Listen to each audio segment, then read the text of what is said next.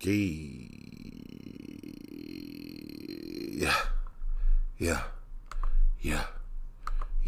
Top of the top, man. What's good with it, gang? You know we back at it like a crack addict. You heard me? Hope everybody had having a good day so far. Good morning. You know how that go. You know? What's understood does not have to be motherfucking explained. We control the motherfucking vibes. 31st #1 motherfucking record. The biggest. YSL is up and it's stuck. Woo. Spider. 6. Yeah.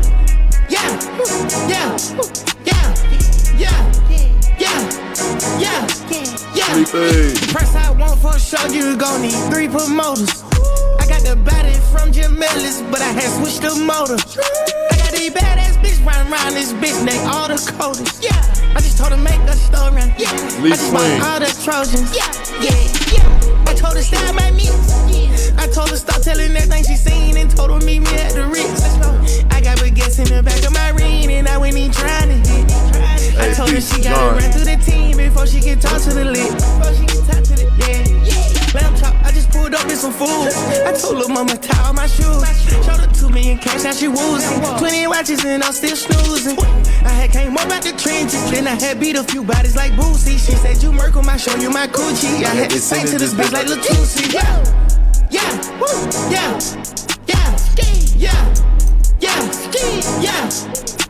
Let's go. Bitch got a backwood on her nightstand. She must be fucking with Ghana. Yeah. I fuck with slats and we gonna eat rats and I came with some fucking piranhas.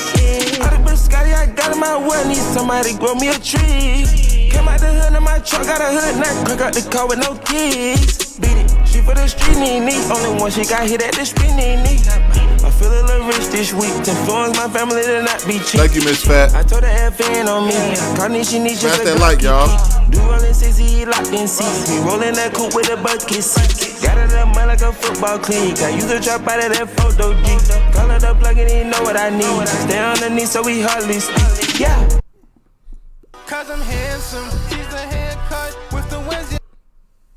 How y'all doing this morning, man? Appreciate everybody from Miss Sylvia channel. The correspondent that's been in the courtroom. Y'all go subscribe to her too. We just warming up, y'all. Smash them likes. I hope everybody having a good morning so far.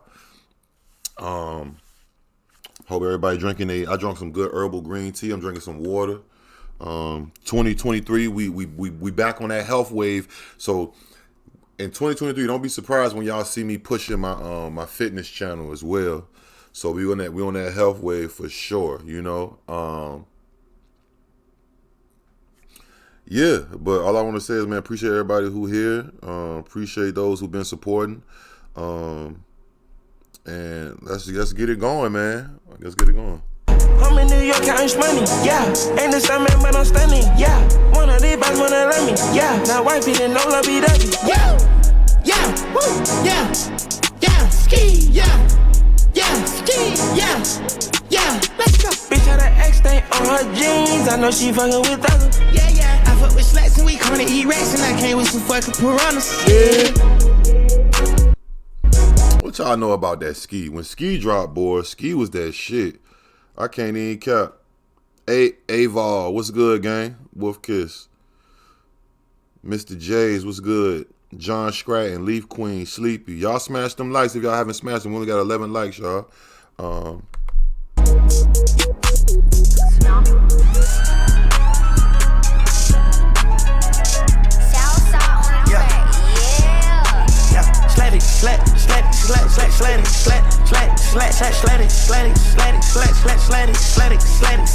Hop in the Benz, hop out the Porsche, hop in your friend, after your daughter. I'm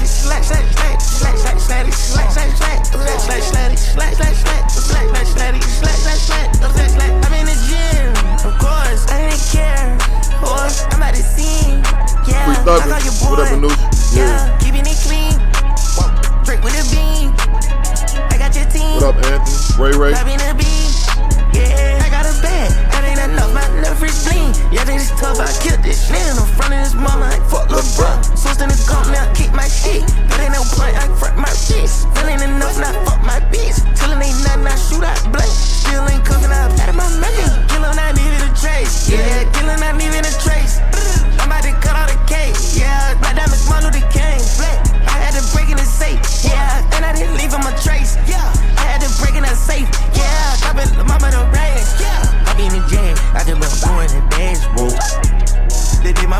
double B, I look like a dad. Whoa, she got gate on her purse, it look like a red. Whoa, 300K out of Turks and I'm still in my bag. Slat it.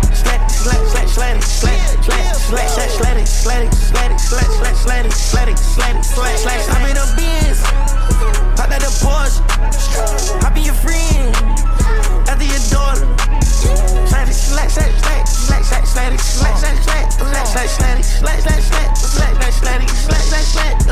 I'm in the gym, of course, I didn't care.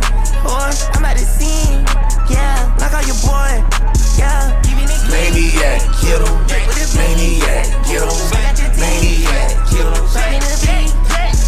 That's at your body like science class, nigga. Give you my word, then I gotta deliver. Bet they gon' know when the slime in the building. Hot as that iron, I mean hot like the skillet. Creeping up, crawling, no, I was just kidding. Gangsta cause you got a body, little nigga. Magazine cook so you might get your issue. You think you gangsta cause you got a push. Bad Felicia, good for your body so they gotta eat it. I ain't you got it, but I'm not a vegan. Fat head to pull up the 100 to 6. Running for 12, then I jumped at the fence. Blood on my bottom like Riley Richie. Thinking my trigger start itching. Right with JT, she say point blank and period. When I aim at you, it's point right, no miss. Laying your grass and come out of your bush. Pick up that trip and I bet I start tripping. Bet I start tripping like I get a wreck. My shine here, your crib, keep that slat like a crack. Slat it.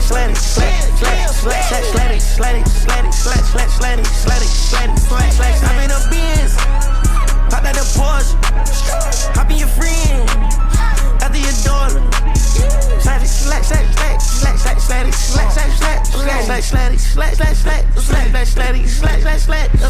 You can't relate. You put the hood, I was renegade. Stepping this spot, had bitch pancake. Can't be a slummy, got bitch boy trick. She wanted that fuck, but I left LA. A savage, I bought her my new AK. My birthday, I ran out that STK. We smoke out the building, don't care what they say. Look at this wrist, I done got rich off of politics. Canary yellow, I got a piss. Rich nigga brunch, I had fishing grits. One that big bag, I don't penny. Bitch, hold on, test, come inside your shit. I paid a half for that Glock. Smash that like when y'all come in. Lil Duke. I shot at your man. None of that shit wasn't planned. I fought this bitch and I'm praying. Both of them bitches that came on my pants. Louis V drippin', little niggas ain't none of my niggas ain't rockin' no bands. He mad at me cause his bitch is a fan. Do what I want and he do what he can. I put that bitch in the fickle phone. Too many vibes, so it's hard to pick a hoe. Came from the bottom, I used to be broke, I was trapping and I used to trap at the liquor store. I bet it all on the tenfold. Drop all the pack, that's a give and go. Now when I rap on the track, it's a tenamo. I'm in the club with the Glock is extended. Tennis so dark, they can't see who was in it. Niggas ain't cashing out, these niggas rent it. Why I said we going overboard. Flood everywhere like it's country cord.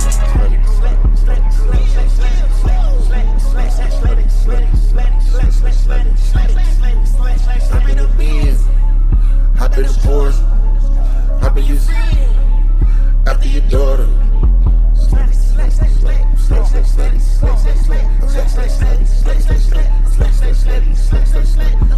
I'm in the gym, of course, I didn't care.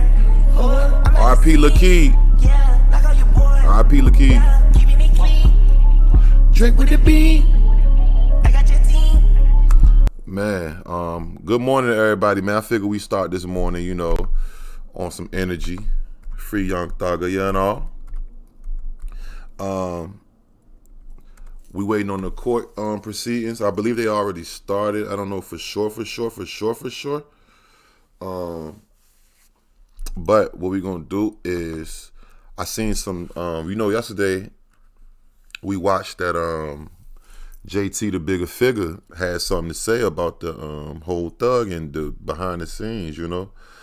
So I seen here, I didn't watch the whole thing, but I seen that he uploaded another video 4 hours ago. So we gonna tap into this and smash that like. Y'all share the live.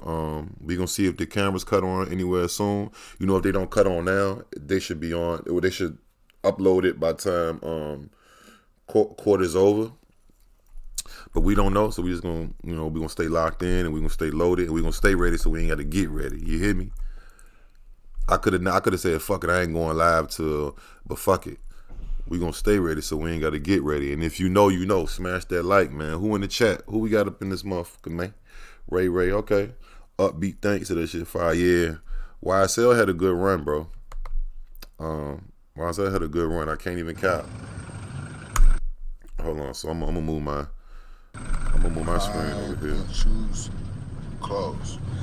Oh yeah, let me make my own video since they're making videos. See? So shout out everybody in the chat, man. We're gonna see what and if you don't know, JT, he was cool with Nut, and he was real cool with Nut, Big Nut that passed away, and he was cool with Thug. He was speaking on it yesterday. He just uploaded another video. I'm just like, hey, why not? Somebody who was next to them, you know what I mean? Just to understand the situation more and see what their business is, man. You dig? See what's our opinion on that shit, man. Let's get into it. High shoes. Hold on. My ass is high as hell because I just moved it over to that side and it should have been over here. Where was that the first time? I'm trying to keep it out the way of his face. Let's see what he talking about.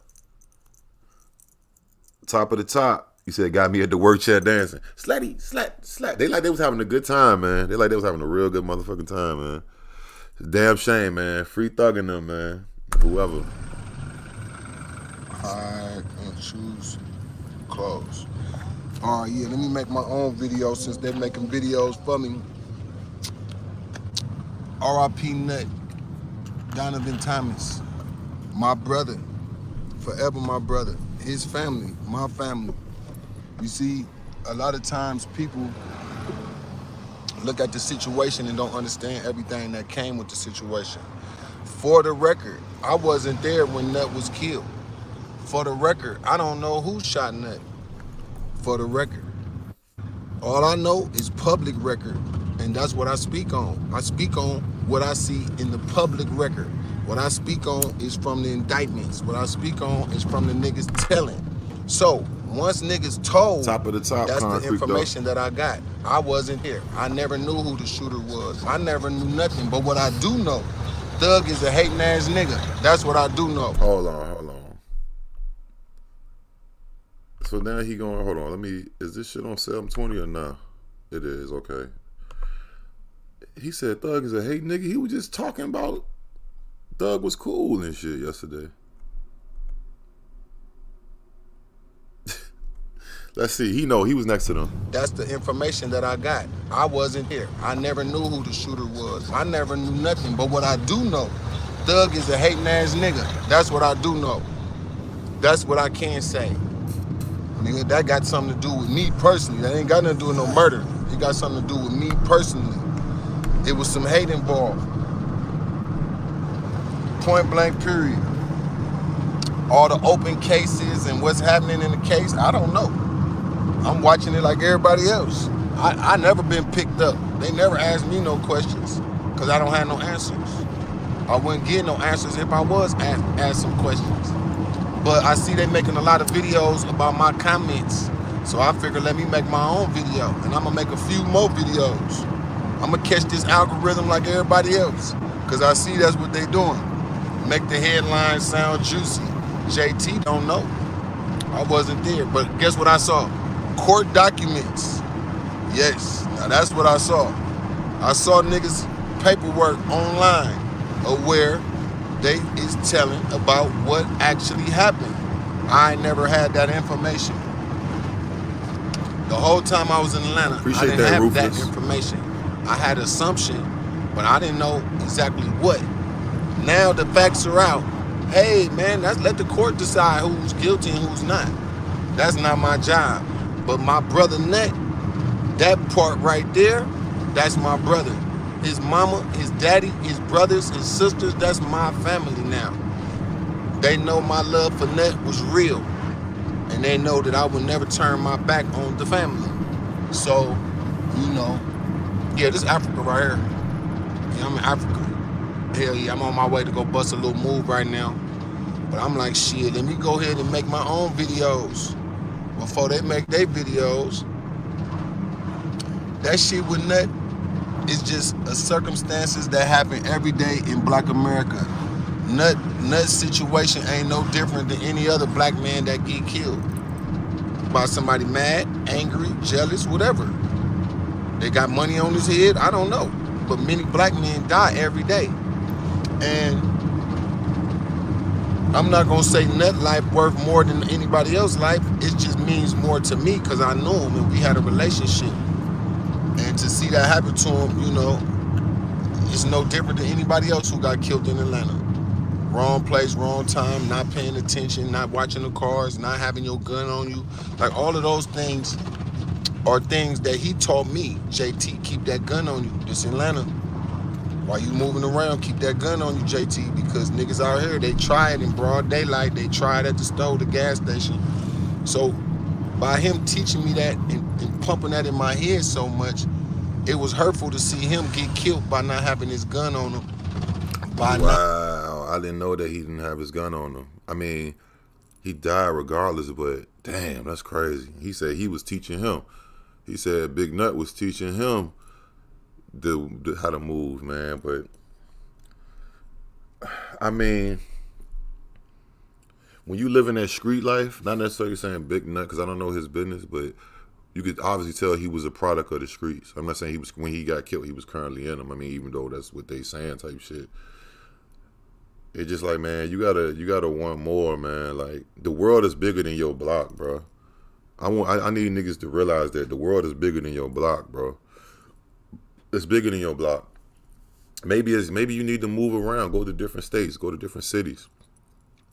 You know, I'm gonna be honest. You know, when I used to like, when I was like young and, you know, I had got like a little job and shit. You know, it's like when you have a job when you're young, you be hearing about, oh, what's the name of them got raided? What's the name of them got killed? Whole time you was at work. For real? Yeah, damn, I was at work the whole day. Shit like that save you, like having shit to do. That's why I don't even though I'm not a real game playing nigga, I'm still trying to get into gamer mode so I can stream more video games, because I do have an Xbox. But shit like that help save niggas, you know, keep niggas out the way. Having a girl, I ain't saying just get a girl, you know, knowing your purpose, having something to chase. You feel me? Like, that shit just crazy. What's good? What you watch me? What's good, gang? And then Rich Homie Quan do a song with Thug. Yeah. Yeah, I'm just thinking like on some normal shit, bro. Like, find you something to do so you don't, this everybody, whoever, if you still in the street today, you got to find you something to do, man. Because being in the street is only a matter of time for death or jail, bro. Real talk. You know, the niggas on the block not right there watching his back. You know, niggas not watching the cars. That's a bad situation. It's a situation that puts you in a bad position. You know, because once the bullets start flying, if you're not ready, then that's how it go. So God plan happened the way God wanted it. Obviously, God let this happen for his own wise purpose. It don't feel good to the family when we lose somebody, but ultimately God in control of, you know, who lives and who dies, who gonna make it and who not gonna make it. I'm thankful that I made it. So I take the blessing and then I apply the blessing by doing something that's gonna put me in a better position to win. My goal is to win. The only way to win if you're not in jail and if you're not dead, right? You're not in the hospital, bro. I always say that, bro. I always say that. That's crazy. I'm glad. I love when I hear motherfuckers say the same shit that I always been saying. I thought I was the only one who. I mean, I'm not the only one, but nigga, bro, you gotta stay alive and stay out of jail and stay healthy. You know what I'm saying? Real shit. Anusha. Hey, yeah, shout out Watch Me. Y'all go subscribe to Watch Me. He got a lot of dope content on the channel. Shout out Chicago.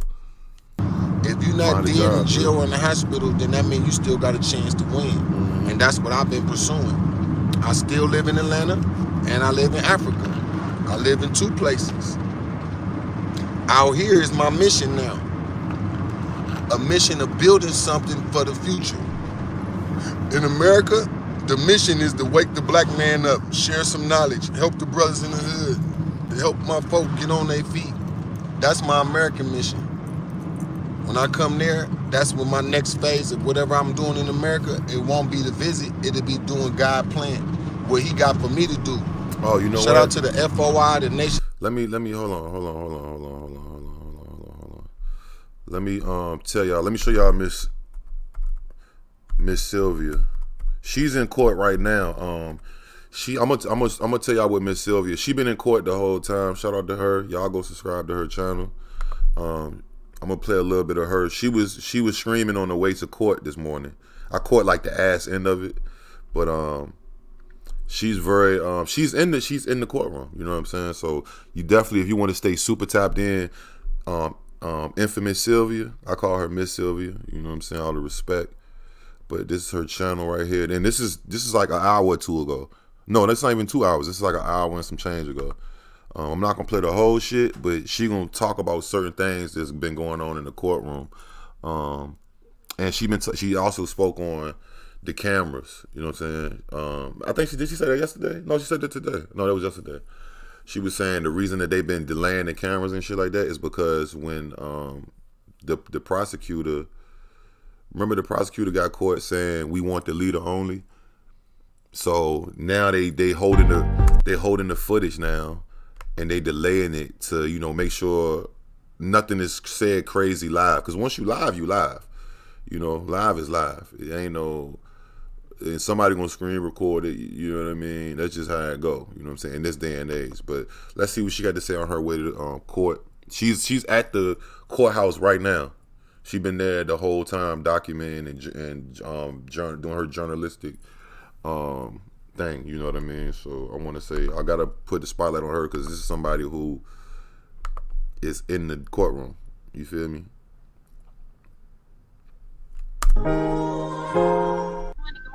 Yeah, y'all see her. Y'all see her. That's her channel right there. Good morning, guys. Good morning. Good morning.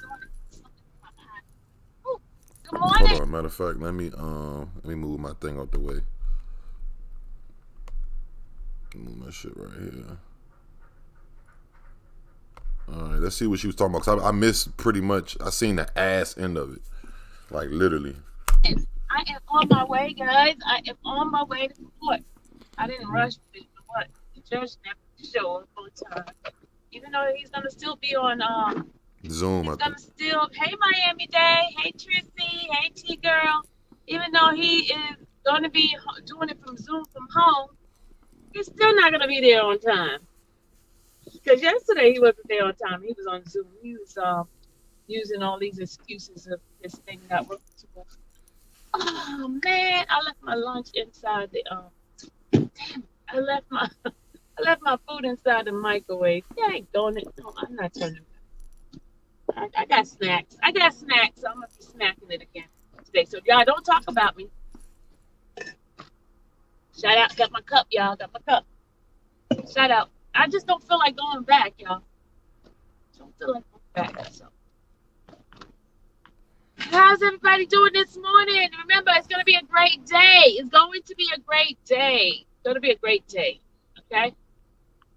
So, what's going to happen this morning is, good morning, lady. Let me say good morning, people in the chat.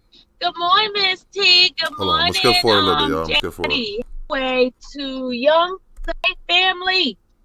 I am on my way to Young Thug's hearing. Because this case is such a large case, what they're doing right now, they're doing all the pre-trial motion, pre-trial, oh gosh, pre-trial. I was looking at my tires thing, but it said one of my tires is low.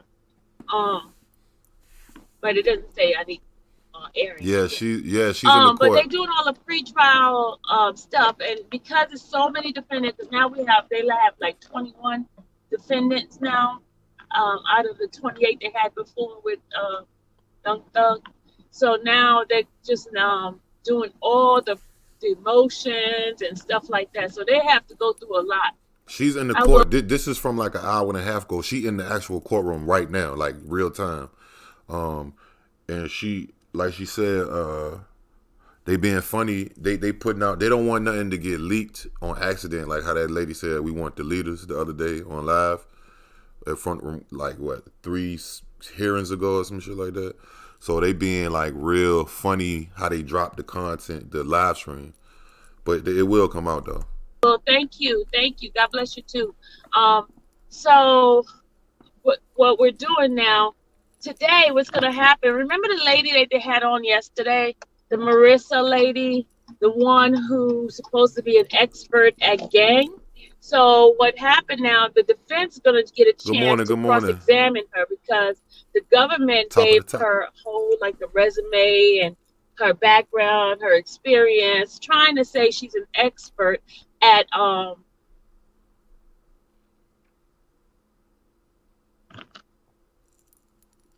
you said stop capping? I'm not at court.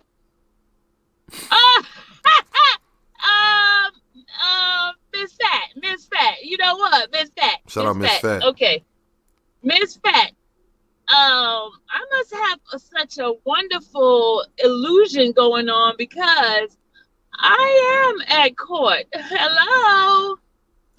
I just can't put on, because it's against the policy for me to have my phone on inside because I ain't trying to get in trouble because, folks will be trying to get me in trouble.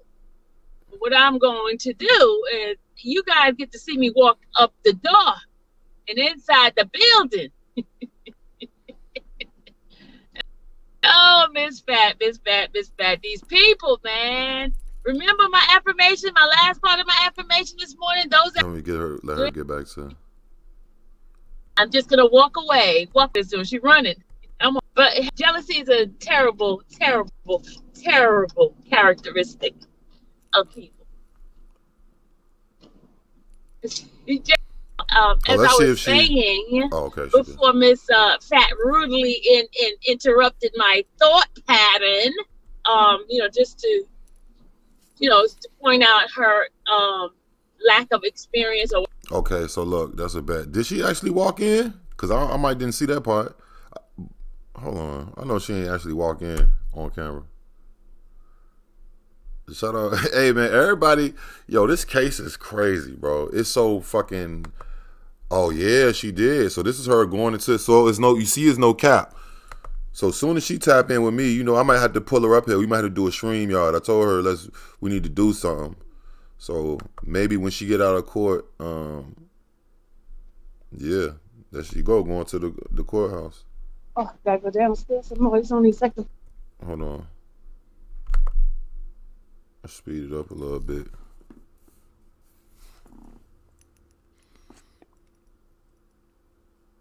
No, we gonna look. She had that go. You see it say Fulton County right there, right? Yeah, she not capping.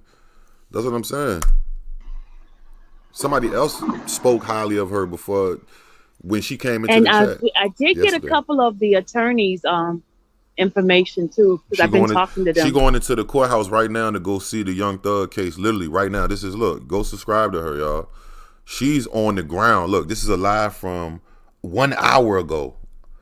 I said 2 hours. This is 1 hour ago, right? Shout out Miss Sylvia. She in there putting that journalistic work in. She's actually on the ground with it. You know what I'm saying? In the courthouse with it. Right there. You see what I'm saying? So y'all go subscribe to her for sure. Well, since I've been here. And hopefully I can get an interview with them sometime before the case start or after the case start. We'll see. All right. Trying to do what is right. I'm walking across the street. All right, here we go. Yeah, this is from 1 hour ago. It's still this morning. It's still morning time right now. So we're at the courthouse. Look, there go the courthouse right there. Look, it's like an hour ago for people who think she capping. Look, 1 hour ago, right there. You see that? 1 hour ago. All right, guys.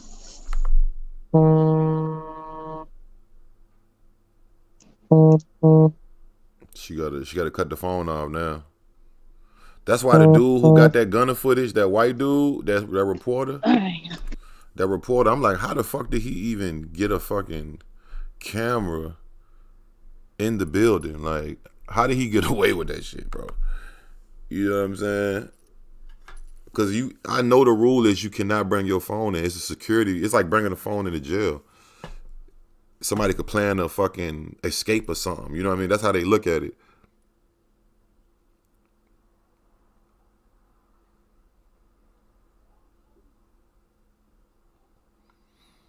You said, where are you wrong for the C murder case? What you mean?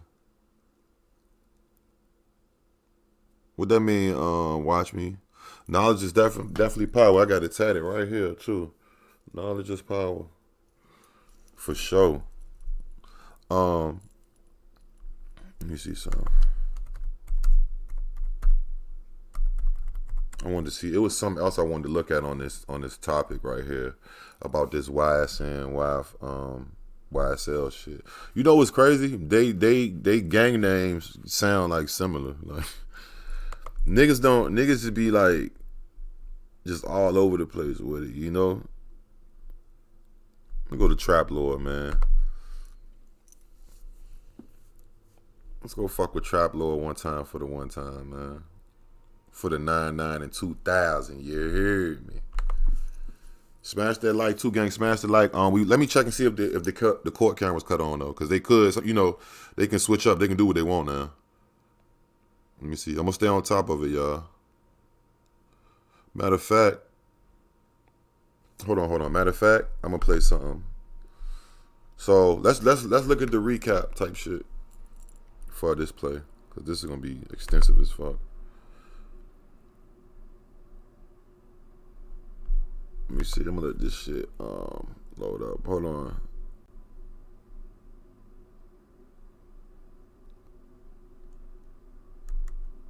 All right, let me see some. What I was gonna play. It was on. I think it was on 11 Alive. I think it was on 11 Alive YouTube channel. They made like a little concise recap of yesterday. Of the trial yesterday. I didn't click on it, but I seen how long it was. Let's see what they talking about. Smash that like too, gang.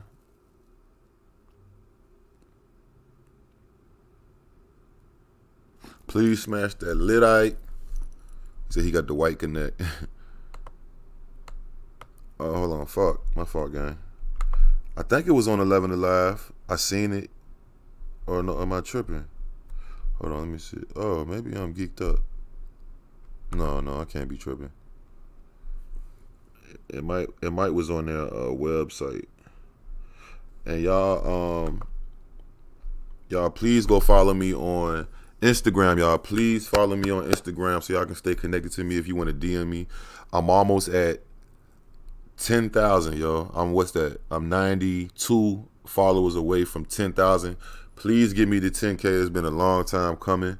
Yeah, IQ Shaheed, same name, same logos, and it's in the description too. Follow me, and then you can DM me that way if you want to send me videos or whatever the case, or got questions. Or a few people hit me up yesterday talking about like how to get monetized on Instagram and shit and Facebook, you know, whatever questions, you know. Maybe it wasn't on here. Hold on. No, damn. Was it Fox? What Rodamaz was good, gang. Oh, was I around when C Murder got convicted? Yeah. I was a kid. I don't remember how old I was, to be honest. But I was a kid. Like I remember when C Murder like was rapping like Hootie Hoo and shit. I mean not Hootie Hoo. I think this is the video I'm looking for. It was on 11 Alive. I just ain't go back further enough. Fuck them other niggas, cause I'm down for my niggas. Oh no, that wasn't the. I thought it was a little longer. Well, let's just click on this. Fuck it. So this is a quick recap of yesterday. Miss Shirley was the one that told me that somebody had got sick. That's why they ended early yesterday, because one of the inmates, a lot of people she was saying like 10 people got sick or some shit. So I don't know if it was the vid, you know, that Rona. I don't know if it was that Rona or not, but if you know, hey, shout out Dallas in this hoe. Shout out Dallas. Shout out Texas. Hold up. I'm talking about. Shout out Texas, man.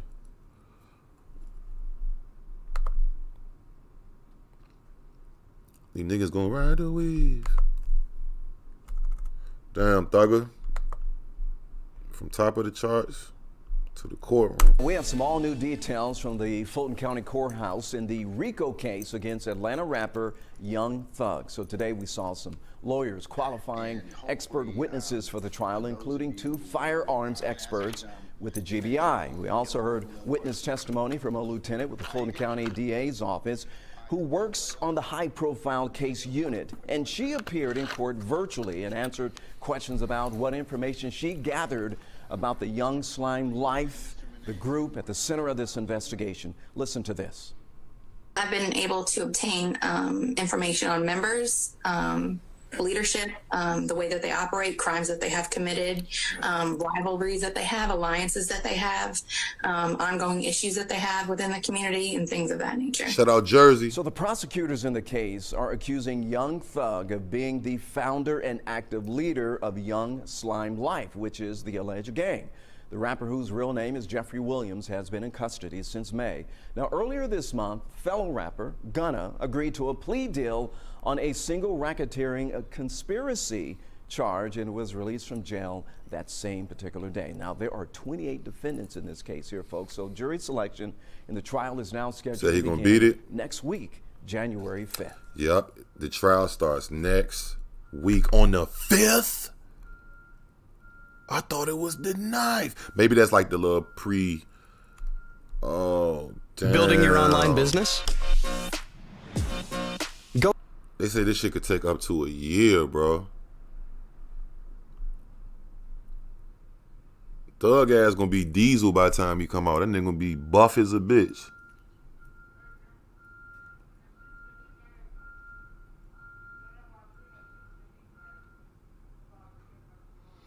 You said what? Oh, you texting and driving. I was like, what the hell? Damn. So yeah, that's pretty much what happened. And they had to end the session because of somebody got sick and they started saying people was sick and whatnot. But yeah, let's get into this shit, man. I just checked. They not in court yet. So I just checked on the channel. They not in court yet. Or they in court, but the camera's not on. They're not screaming just yet. I'm gonna keep checking periodically. You know what I mean? By Spades Royale. One man for the person who shot. This video is sponsored by Spades Royale. Searches on for the person who shot 3 people, including a 14-year-old. One man died. Robbed, killed, she got shot, stole, you know, everything. I don't got shot, you know. Hey man, please smash that like. We got 234 people in here right now. We only got 26 likes. Only 26 likes. Please smash that motherfucking like, man. Triple salute to everybody out there, man. Hey, man. Free Thugger, man. No cap.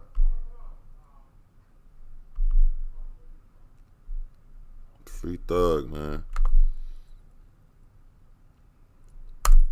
My baby mama, and my little girl, and my mama, and her friend. Both of them got shot. One bad move can jeopardize, like, my whole life.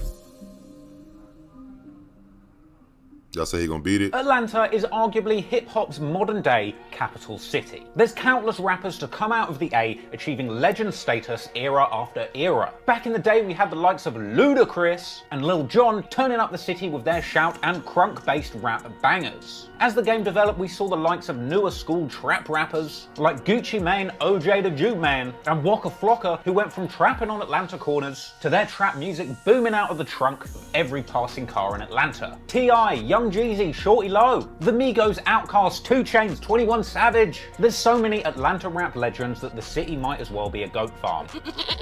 But it's not just in the vocal booth where the legends of Atlanta emerged, because if you know rap or drill music very well, then you'll know that often behind the rap hits are gangs and hitters. And Atlanta itself has had one of the most illustrious histories when it comes to gangs running the city. BMF, or the Black Mafia family, were a notorious ring of drug traffickers who were running the city back in the noughties, taking their dope operation to heights never believed possible in the city, to the point where they were even getting billboards to advertise their criminal enterprise / record label. Now, today's Atlanta story isn't about BMF or the big-time dope operations that have come through Atlanta, but that does provide the backdrop to a number of smaller outfits that would spawn some of the biggest names in Atlanta rap today. Because on the opposite end of the spectrum to the flashy, big money throwing lifestyle of the BMF, were the Young G's coming up in the most difficult streets of Atlanta, fighting for survival and simply trying to make it out alive. And a lot of young men have come up through the trenches of Atlanta, eventually managing to make something of themselves, escaping the streets through a legitimate career in the music industry, with some even being lucky enough to become chart-topping megastars and getting far away from the dangerous streets they came from. But the problem is, when both rappers get in we know what the fuck going on, bro. of the long Okay, point of the long and bloody feud between Young Thug's YSL crew and YFN Lucci's YFN crew. A story which has been kept pretty secret for a number of years, but through weeks of meticulous research, pouring through lyrics, internet forums, and news reports. So today I'm going to unpack and unravel one of Atlanta's most iconic and complicated. You said he from London. What do you know about BMF? beats once and for all. But before we get to that, appreciate that quick word nowadays. from our sponsor. No, fuck all that. We ain't doing none of that. We ain't even doing that. Shout out Trap Lord though. We ain't about to listen to none of them songs and shit. Good luck, and I will see you there, gang. Peace. Peace out, gang. Hit that like button, gang. Let's get to Young 100. Thug is truly one of the most unique and talented rappers of the last 10 years. Endlessly creative, his enormous catalogue is packed wall to wall with bangers. Coming from the slums of Atlanta, making some of the greasiest trap music imaginable, over the course of a decade-long career, Young Thug ascended from the gutter, going clear and becoming a full-blown pop star. #1 hits with Camila Cabello, Travis Scott, and Drake have all cemented him as one of the most reliable hit-making guest features over the past few years, putting him well on his way to his personal goal of having 10 #1s. This year I want 10 #1 singles. If you don't freestyle and you actually work on the singles and record great choruses and develop your songs, yes. However, behind the iconic hitmaker is a harsh upbringing in some of the Yeah, meanest Thug in court right now. We waiting for the cameras to come on. As soon as I'm checking periodically, so as soon as the cameras come on, we gonna go over there with it. streets of Atlanta. In fact, when Sway asked Young Thug where he was from, he had an interesting answer. Where did you come from? Like, what is your background? Like, Man. Okay, what's the Man, man, you got, streets. hey Thug, you gotta, you know, well, you Man, do we that. came from the streets. Okay. I'm talking like that, them. Yes, Thug says that he is truly from the streets, having been shot at and being the shooter. I don't got shot, you know, everything that happened, it don't been both ways. Robbed, killed, got shot, stole, you know, everything, all those people. And sure enough, here Thug is, in the trenches before the fame, toting straps, wiping his nose, and teaching infants how to throw up the blood sign. Right now in the trenches, keep pistols. Oh, like you bitches. I remember this. Yo, this clip right here. If they play this fucking clip in court, this is gonna kill him as a leader, bro. As trying to make him the leader. I don't know if y'all ever seen this footage, but he showed a little baby how to do the gang dap. You know what I'm saying? It's like, bro. Therefore, yeah.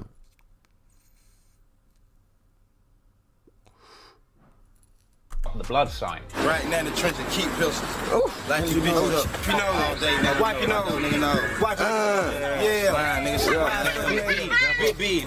Big B. I know this shit. Little baby rolling. So, Thug really did come up in these streets. But what streets specifically? Well, Thug himself originally hails from the Jonesboro South projects, which were actually demolished in 2008. Young Thug described the slum-like project where he comes from in a Fader interview as nothing but roaches and rats. In fact, Thug has even referred to the area where he grew up as Little Haiti or just Haiti due to its crumbling resemblance to the developing nation of Haiti, with Thug even making a track called Haiti Slang and actually naming one of his own daughters Haiti. But even more significant in his music is nearby Cleveland Avenue, which intersects with Jonesboro Road, and thanks to Thug, over the years has become one of the most famous streets in Atlanta trap music. So according to Thug, Jonesboro Road and the surrounding areas are so rough they resemble an undeveloped economy. And with all that in mind, it's no surprise that Cleveland Avenue has been a gang stronghold for several decades. Sometimes referred to as Bleveland Avenue due to its long-running association with the Blood Gang, who famously replaced the letter C with B, you know, because they hate Crips so much. And Young Thug has apparently been associated with the Bleveland Avenue Bloods from way back. Hell, if anything, it looks like Young Thug really boned up on his blood homework, because he's known to throw up so many blood hand signs in quick succession that it might as well be sign language. Now they were that chit chat. She got rabies. Now, the specific crew of Bleveland Avenue Bloods, who run the block That that Thug nigga, comes from. I remember that, yo. I used to always think that when I seen Young Thug throw his shit up, I was like, this nigga's so fucking good. This nigga's fluent. Like, what the fuck?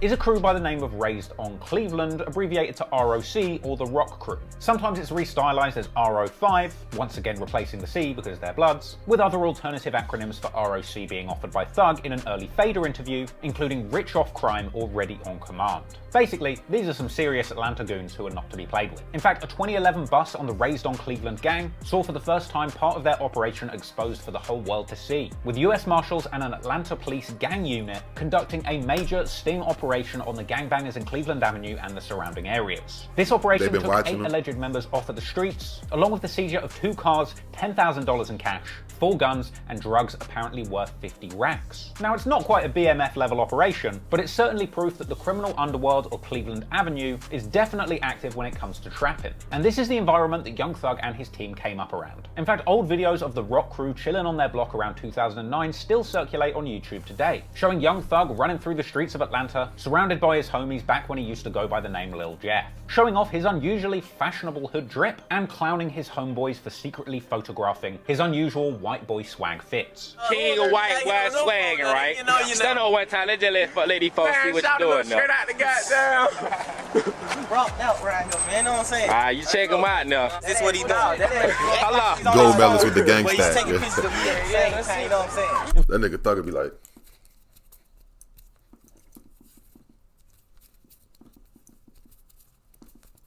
that nigga be doing that shit so motherfucking fluid, bro. That nigga, I was like, but see, they gonna, all that shit, a lot of this shit, man, I'm telling you, they gonna use it, bro, because it's not illegal in Atlanta to use lyrics in court case. New York just passed it, but in the A, it's not illegal at all. You know what I'm saying? In fact, in a kind of unusual uniting feature, it would appear that the Rock crew would all identify themselves by wearing matching Rockefeller jeans. Playing shit with the Rock Republic motherfuckers, you hear me, man? God, let my boy Lil D get out there. What you call the whip time with this?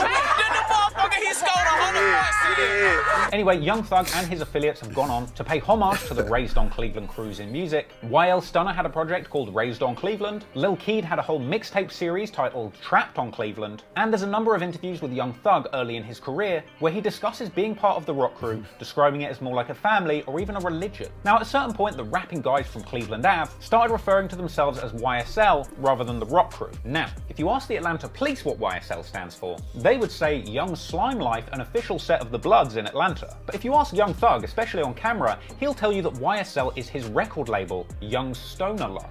A totally legal enterprise that he uses to legitimately, as he says, hire hundreds of members of his own family.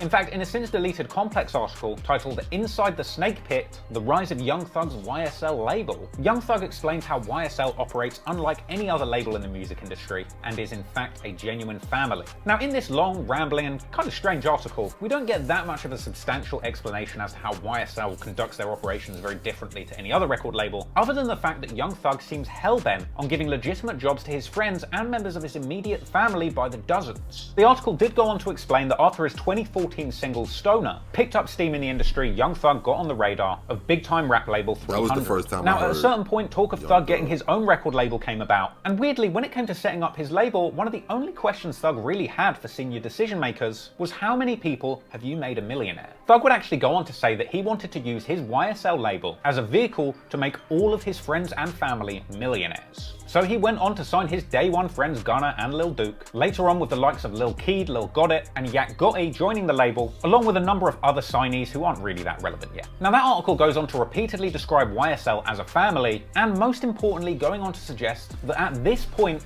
they don't engage in any extracurricular activities. Now, to me, this would suggest that the YSL movement represented Young Thug's genuine efforts to create a legitimate business, putting on all of the people he grew up with, taking them away from the risks of the streets or crime for good, with Thug using the enterprise to provide as many opportunities for those under his wing as he possibly could. Apparently, YSL has a massive compound in LA called the Snake Pit, with multiple studios where YSL artists can pull up and record at any time. So, YSL is a family, not dissimilar to how Thug kind of described the Rock crew as a family or religion back in 2013. It's a really good thing that Thug's doing for his people, but again, the question still remains. What makes YSL so special? Why does YSL stand out? Well, actually, the thing that seemed to have made YSL such a standout act in hip-hop over the past few years is really how they pioneered the use of certain gang lingo in their music. Because if you know Young Thug and his songs, you probably know his lingo. One of the most popular catchphrases that Young Thug and his YSL movement are known for saying is slime. This is the word that Young Thug popularized in a lot of his songs, which can mean your friend, for example, you know, that's my friend. See, why Trap Lord Ross had to call it gang lingo? Why he couldn't just say it's his lingo?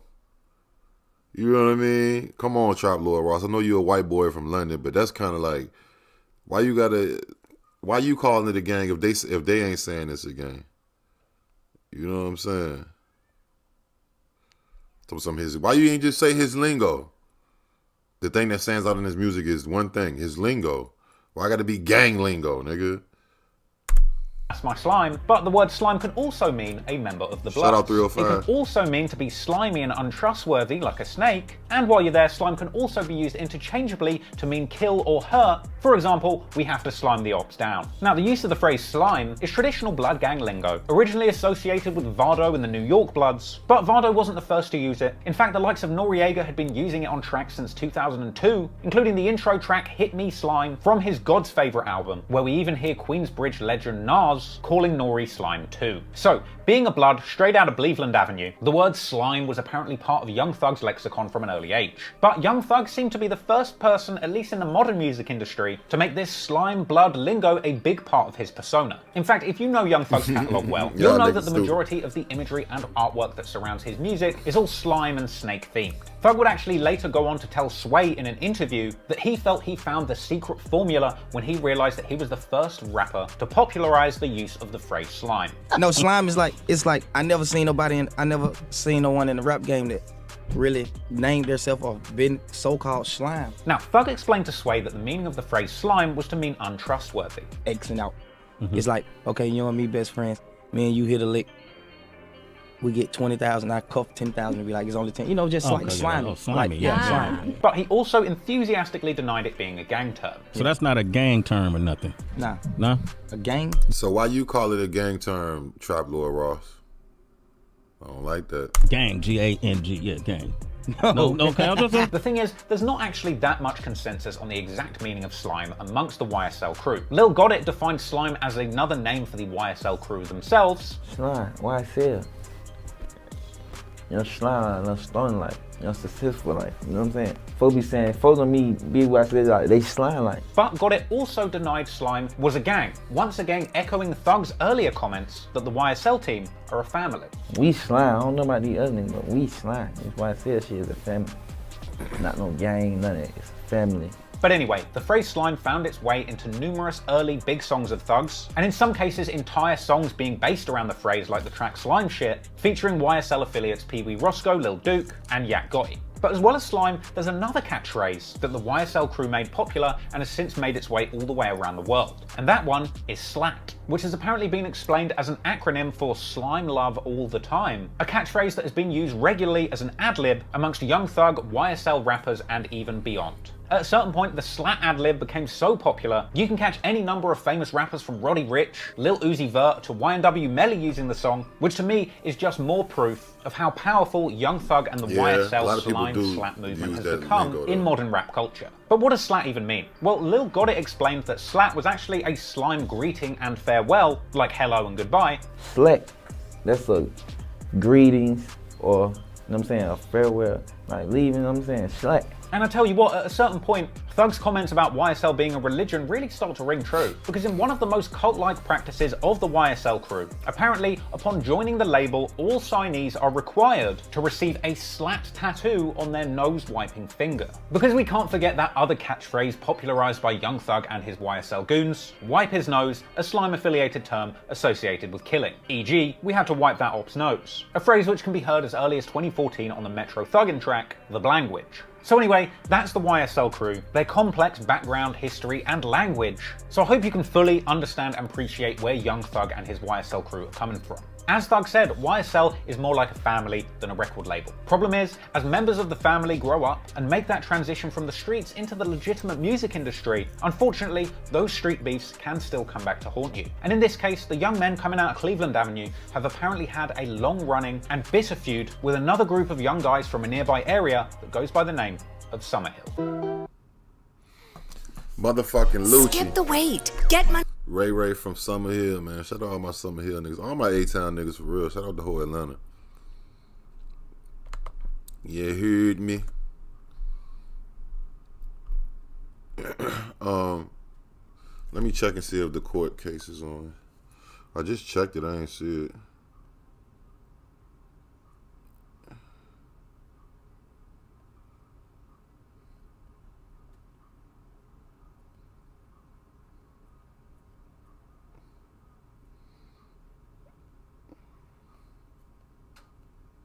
No, not yet. Oh shit, my fault.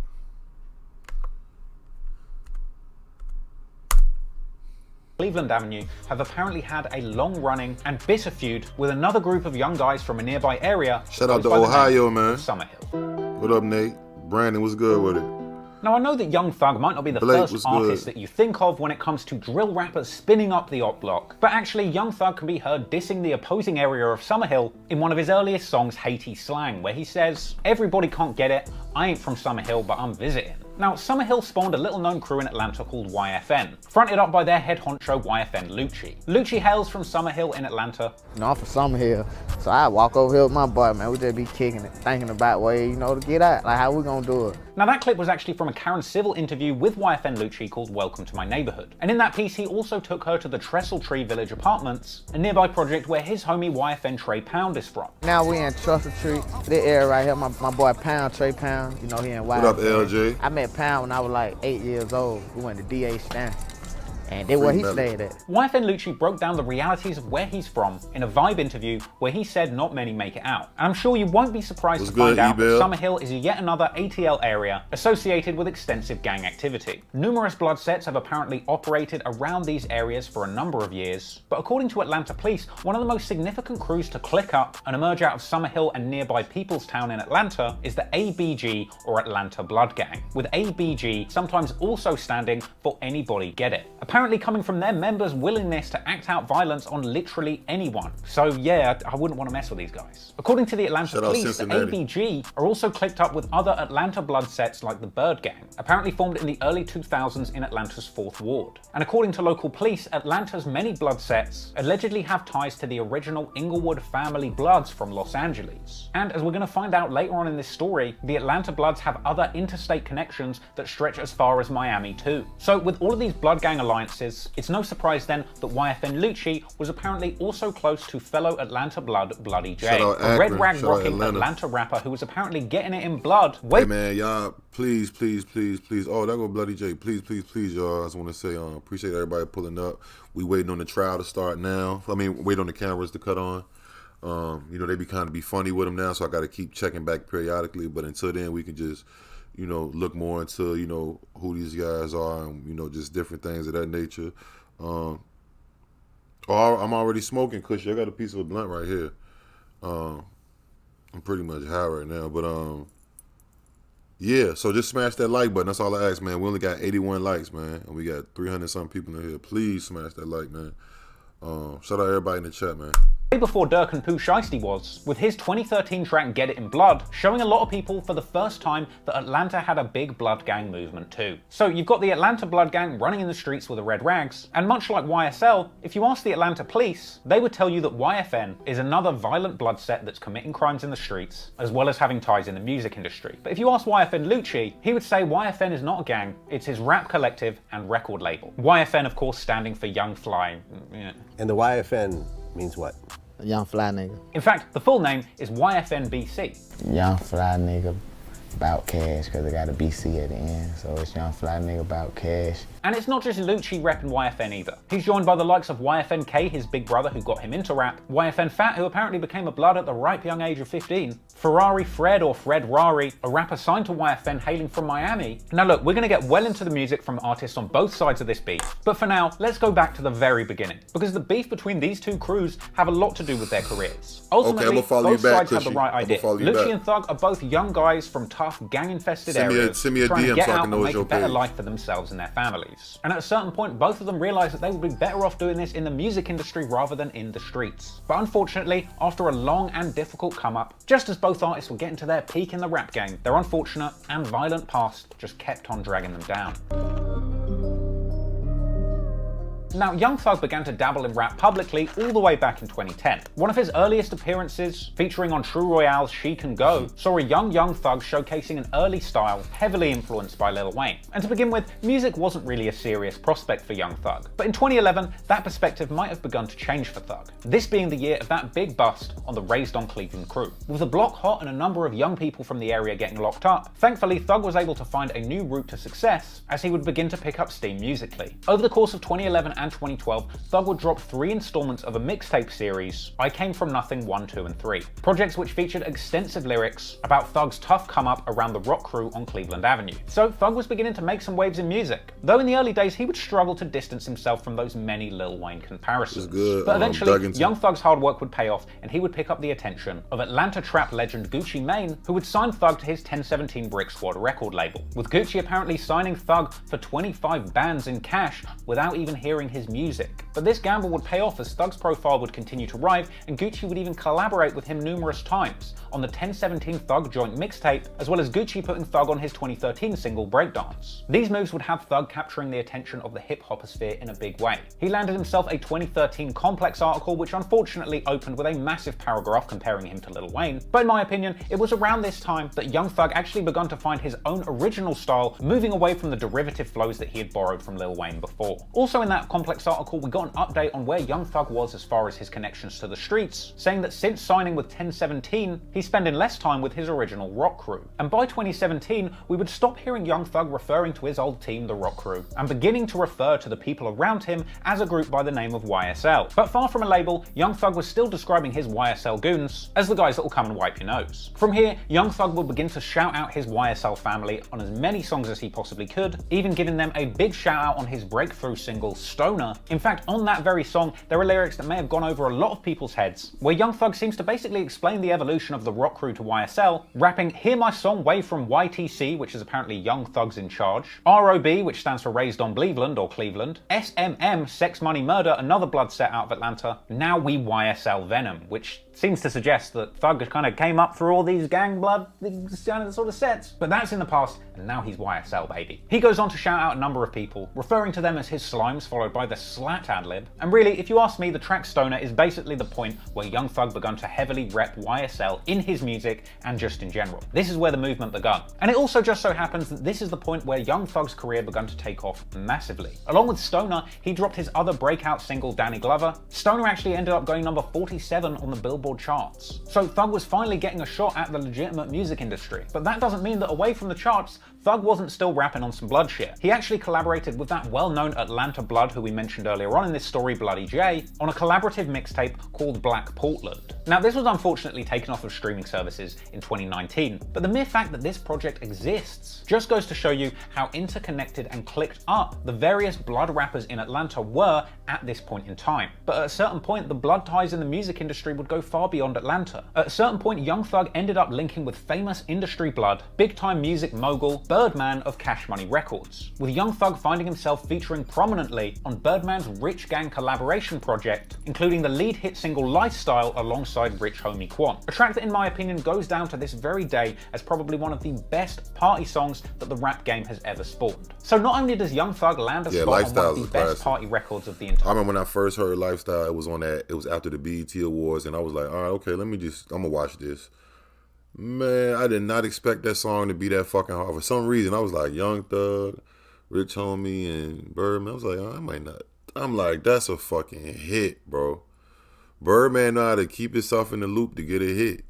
That nigga Birdman gonna stay in the loop. That nigga done signed Young Boy now, and he got the collab project with Young Boy. Oh, Birdman. Era, but he also earns numerous placements on Birdman's Rich Gang The Tour compilation album. This project also featured the bonus track Throw Your Hood Up, where Young Thug, Bloody J, and Nipsey Hussle all rep their gang affiliations heavily, with Thug and Bloody J basically writing a love letter to being a blood. Birdman's all over the track, throwing up his set and replacing C's with B's. But Birdman also says in the intro of the song that they're big bloods, but they hang out with a few Crips. Hence why Nipsey Hussle is also on the song, dropping lyrics that would only become relevant in court documents years later. So you've got Birdman, Young Thug, and Bloody J, and a whole bunch of other blood-affiliated rappers running around on tour, living the luxury lifestyle, and finally making money off of music. Problem is, along with the blood-affiliated musicians are a bunch of blood gang members who are better known in the streets than in the music. In fact, in a Rich Gang behind-the-scenes vlog, we actually see Young Thug introduce a man to the camera, describing him as one of the biggest bloods in America. I got one of the biggest bloods in America with me, my nigga. You did Atlanta, Georgia, nigga. No, it's not. The case is not on yet, y'all. Whoever looking at it, they looking at a rerun. The camera hasn't cut on yet. I'm looking right now. So we waiting. I'm checking. Don't worry, I'm checking. I'm on it. I ain't forgetting. This man's name is Donovan. As soon as it come on, nigga, we gonna go over there. You know. Let me run that back for y'all. Of the biggest bloods in America. I got one of the biggest bloods in America with me, my nigga. You did. Atlanta, Georgia, nigga. This man's name is Donovan Thomas, aka Big Nut, and he's a man who would play a major role in the come-up story of YFN Lucci. But unfortunately, his life would be suddenly cut short, sparking a bloody war in the streets that would go on for years to come. Oh, you said everybody hated Lifestyle when it first came out? I don't know. I thought Lifestyle was a pretty dope song. I was surprised that they could make a song that dope. I was like, okay, this dude, Young Thug, might be a star. It was already like Two Bitches, already like Stoner. I was like, okay. And then I think Rich Homie Quan had just came out too. So it was like he was on fire. Rich Homie Quan was on fucking fire at that time, nigga. But yeah, it was a dope period. Smash that like, gang. If you ain't smash the like, smash the like.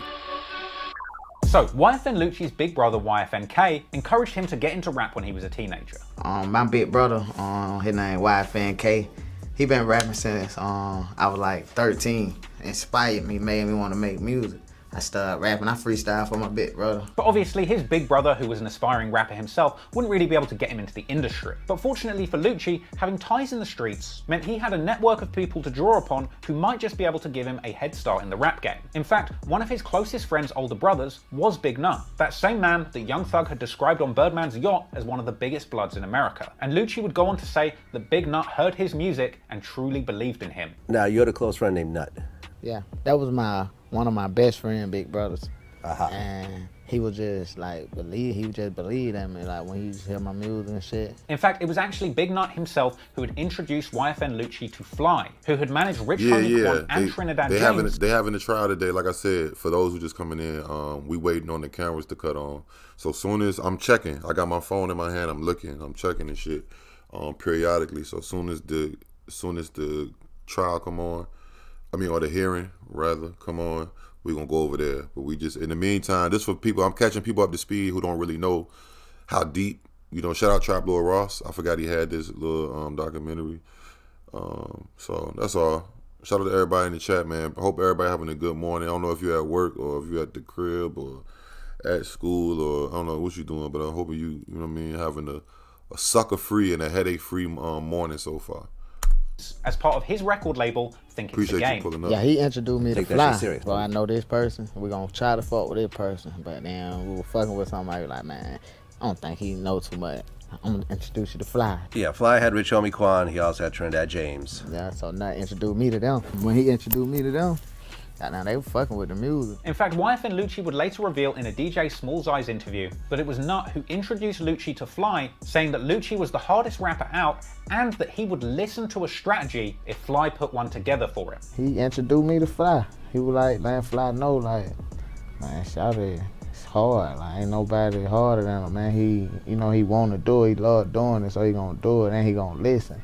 And Fly, Fly, but that was his man, and he believed in him. Clearly, Nut's word held weight in the streets and in the rap game, and purely off the strength of Nut's recommendation and his first mixtape that was completed but unreleased at this point, Fly decided to give Lucci a chance, releasing his tape Wish Me Well under Think It's a Game Records. With Lucci also getting a care pack courtesy of Fly, a feature from his label mate Rich Homie Quan for Lucci's first single, Exactly How It Was. And so, all thanks to Big Nut, Lucci finally had an opportunity to break into the rap game fully legit. And from here, Lucci would go on to have big career W's working with Think It's a Game Entertainment. But the saddest fact of all would be that Big Nut, the man that made it all possible for him, wouldn't be around to see it. On January the 11th, 2015, YFN Lucci's close friend and mentor, Big Nut, real name Donovan Thomas, is shot dead at an Atlanta barbershop. And now to a developing story this morning. The search is on for the person who shot 3 people, including a 14-year-old. 1 man died. Neighbors in Atlanta's Castleberry Hill neighborhood heard the gunfire around 7:30 Saturday night. She saw 3 young men on the ground. Atlanta police say a teenager and a man in his 20s were both shot in the leg. The third, 26-year-old Donovan Thomas, was critical. Had a significant injury. We had at least multiple gunshots in the upper torso area. He was rushed to surgery. Thomas died at the hospital. Homicide detectives looked for bullet holes and brought in a police canine to search for more shell casings. They believe it was a drive-by shooting. Police believe the two adult men and a 14-year-old were targeted. A triple shooting outside this barbershop ended the life of 26-year-old Donovan Thomas. Big Nut was loved and respected by the YFN crew and in the streets of Atlanta at large. And following his death, clips of him with the likes of YFN Lucci circulated on social media, showing just how close these two really were. Good, man. Straight up, man. Salute to you, big boy. We fucking with you, man. Lucci. Following Nut's death, it's said that there was a massive fallout in the Atlanta music scene. YFN Trey Pound told DJ Smalls Eyes just how shocked he was to hear about Nut's passing, with Lucci also speaking on the loss of Nut in his Karen Civil interview, remembering how Nut had been the first person who put him on in the rap game. You know, I lost one of my homies who really got me on. You know, long live Nut forever. Now, as far as I could tell, the police never announced any arrests or suspects in the killing of Nut. And while there's no concrete evidence to suggest that anyone associated with YSL had anything to do with Big Nut's murder, a lot of YouTube videos already exist explaining that theory. Countless comments have popped up on Reddit threads relating to this incident, suggesting YSL had something to do with what happened to Nut. But perhaps most significantly, the Atlanta police would later say, in an indictment targeting YFN members, that local police intelligence suggested that it was widely believed that YSL was somehow responsible for Big Nut's death, going on to state that it was this belief that directly caused the hostility between these two groups. Now, whether or not this is actually true, we'll probably never definitively know. But it is clear that following the death of Nut, a big rift emerged between Atlanta rappers. Rich Homie Quan, who at this point shared management with YFN Lucci, but was also closely involved in Young Thug and Birdman's Rich Gang project, would take a step back from things, with Rich Homie Quan's relationship with Thug famously declining, and Quan just generally taking a step out of the limelight. Yeah, they would do also shootings appear out that of the former control. collaborative relationship between Bloody J and Young Thug would never be the same again too, as Bloody J would continue to collaborate with YFN Lucci, but not Thug. At a certain point, the city of Atlanta basically split into two halves. And according to the police, this is when the beef truly heated up, with the cops reporting that as many as 37 incidents and 4 subsequent murders that they believe were linked to this original inciting incident. But as both YFN Lucci and Young Thug would continue to have success in the music industry, picking up thousands of fans and making millions of dollars from their songs, eventually their beef would also make its way into the music industry for the entire world to see. Because no matter how much they wanted to keep their street politics secret, eventually this beef would play out very publicly and very bitterly. I knew it. I knew it. So yeah, that's basically. I mean, see, the problem with them is this where they fucked up at, and it's kind of like you couldn't really. They didn't really have no control. They shit was happening before they blew up as rappers. You know what I'm saying? It ain't like they blew up as rappers and then they had a beef that led to this point. So it's kind of like, what could you really say, bro? You know what I mean? What you gonna tell niggas? Don't try to blow up and be a rapper because you beefing with niggas, or you gonna tell them don't beef with niggas because well, no. You know what? I take that back because Big Nut was killed in 2015 and it was over somebody getting robbed for a YSL chain. So no, I guess it is kind of rap beefish. But it's street beef too. It's like shit that happened in the street. Damn. Yeah, I guess, is this rap beef? I mean, that's what they say. Rumor has it that is because of the dude Woody that got robbed in the club or whatever. He ended up telling. He ended up like telling and came out and said, I don't care what y'all say. You know what I mean? But he was a shooter though. But that's what it initially started over. They didn't and Thug kept telling Big Nut to get me the chain back from my homeboy, and Brain do it. You know what I'm saying? So I mean, it's over a rap label chain. You know what I mean? You can say that. In the midst of the death of Big Nut, the war between YFN and YSL was heating up in the streets. During this time, a lot of the beef in the area was kept offline, especially considering the fact that in 2015, when Nut's life was taken, both Thug and Lucci was still relatively early on in their careers. So at this point, the kind of gang-related activity going on around these two artists was subject to far less scrutiny. However, in 2016, as YFN Lucci's career begins to pick up steam and he appears in a number of on-camera interviews, he reveals just how real his life in the streets of Atlanta has truly gotten, telling telling Karen Civil that his family home had been the target of numerous shootings. When my house got shot up, I was out of town though, man. I get a call, my mom don't say the house got shot. They ain't even pull up in front of the house. They pull up like right here, and they was just shooting it like, you know, sideways behind the car in the street. They was in the street though soon, cause that's where all the shell was. Yes, apparently the ops were pulling up at YFN Lucci's house and straight spraying it up. But that wasn't the only time. Apparently they came back, and this time Lucci's own mother was left injured. He ain't even really want to say it. He like the house there, he say it happened again. We hop out, we come over here. Jew was in here, my big brother Jew. Juju was in here. Listen, they was spinning on YFN Lucci like that motherfucking thing at the playground that little kids jump on and spin. They go fast as fuck, you be holding on for dear life. They was spinning on this nigga like a motherfucker. That's the definition of spin and spin again. I'm not even glorified. I'm just saying, God damn. Them niggas came and shot that. Like most people, I ain't gonna say most people, but you would think it'd be smart for if you shoot up somebody's house, don't ever go back around there again because it's gonna be on high alert. These niggas shot the motherfucker up and came back. I don't know the time period. God damn, them niggas is. I mean, and that's what I be saying. Like niggas think this is the old days. This ain't the mafia. Like back when Capone and them used to shoot up Al Capone and what was those old mafia guys? Lucky Luciano in Chicago. They used to shoot niggas in broad daylight. Like nigga, you can't do that shit nowadays. You do that shit, you doing like just like the Dolph shit. Bro, they not gonna look past that shit. Even if you shooting at a regular nigga or not nobody who's super famous. That's some brazen, like that type shit right there make the community feel scared. So the community gonna be complaining to that's some shit. That's not just like a nigga got killed in the back alley. Even though that matters too. But you pulling up and shooting up some shit and coming back and shooting it up again. Bro, you gonna draw the feds, the police. Niggas trying to see what the fuck is going on. You know what I mean? But niggas be thinking they be in like a movie or something. Like, I ain't never understand that shit, bro. Like, but goddamn, they was spinning on my boy. Goddamn, Lucci.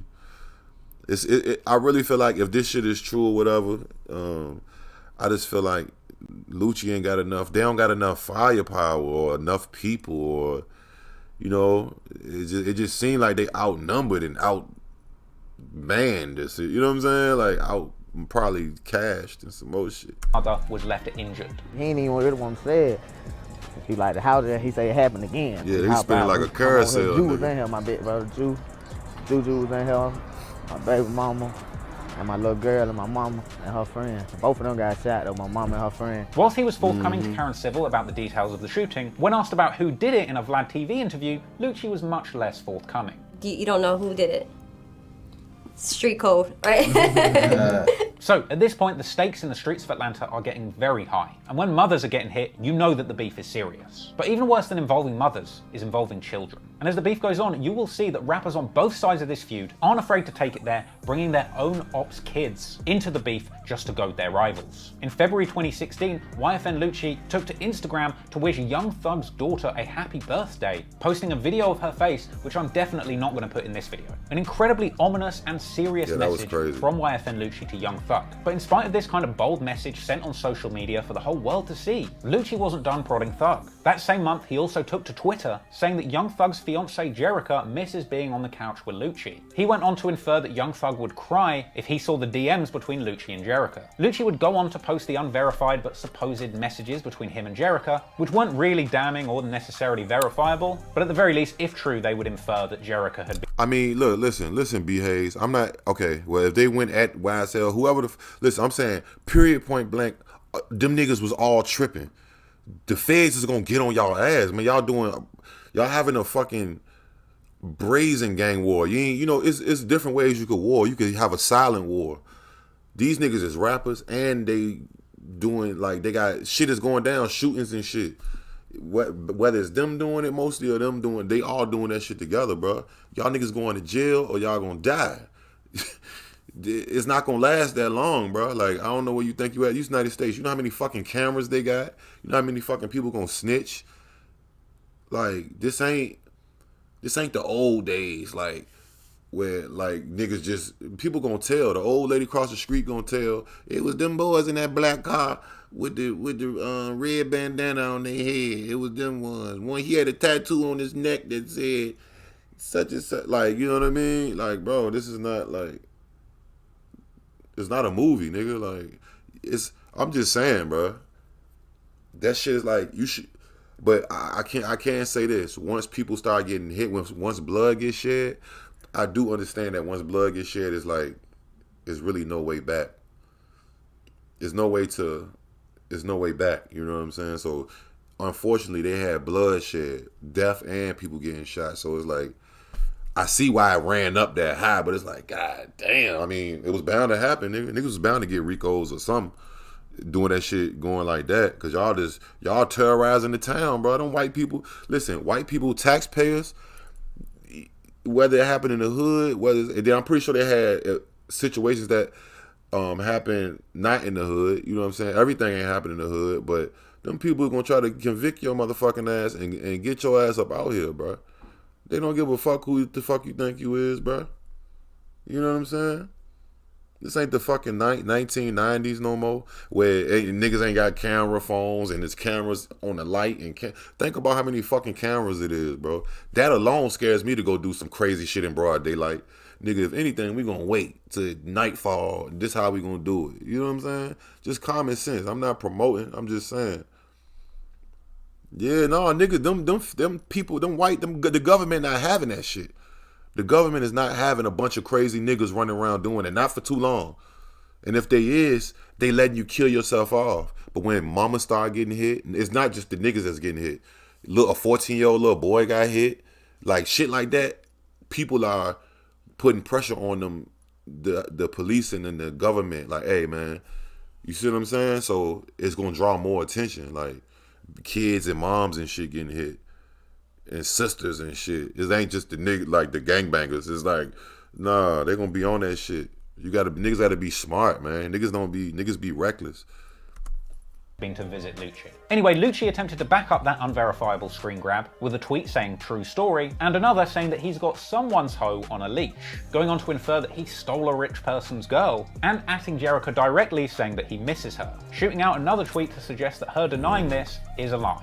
And finally, ending his tirade by tweeting out 3 L's, which I assume were aimed at Young Thug. Now, Thug eventually replied in a tweet, suggesting that Lucci was just looking for clout. And another saying that if a rapper wants to come up, they should collab rather than trying to start beef. A month after this, in March 2016, Lucci does an interview with DJ Smalls Eyes, where he suggests that he doesn't even know who Young Thug is. You and Thug?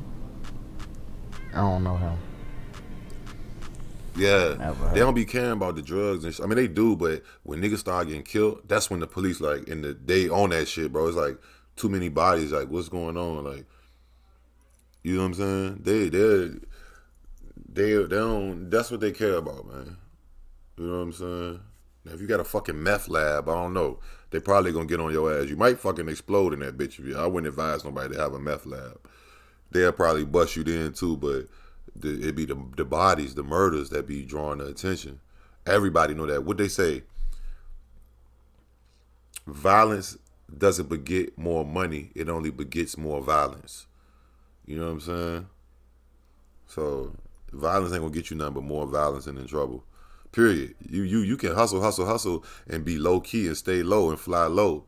But when niggas start getting hurt and innocent victims, and that's when the police and the feds or whoever the fuck, all them organizations, whatever one, you know what I'm saying, they get on your ass.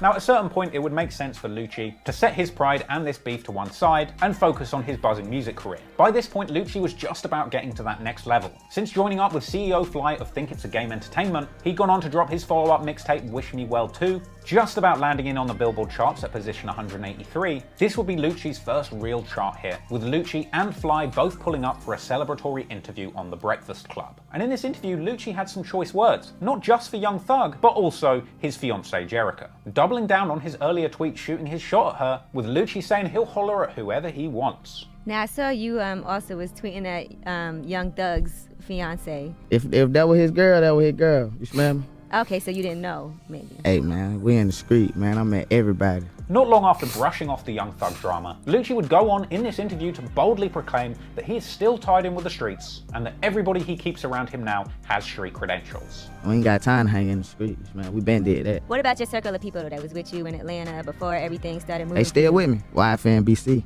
Like, all up, we grew up together. Blood brothers to best friends, and we were like 8. So, you know, that'll really it can get. But ironically, hey man, we got 558 people in the chat. I want to say appreciate everybody in the chat.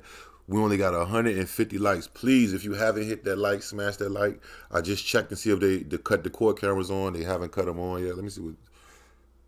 It's 12. It's lunchtime anyway. But I'm checking back periodically. Once they cut them cameras on, we'll go over there, watch that, do that. You did. But please hit that like button. That's all I ask, gang. While Lucci is breaking into the charts for the first time, still maintaining his ties to the streets, Young Thug's career is progressing at lightning speed.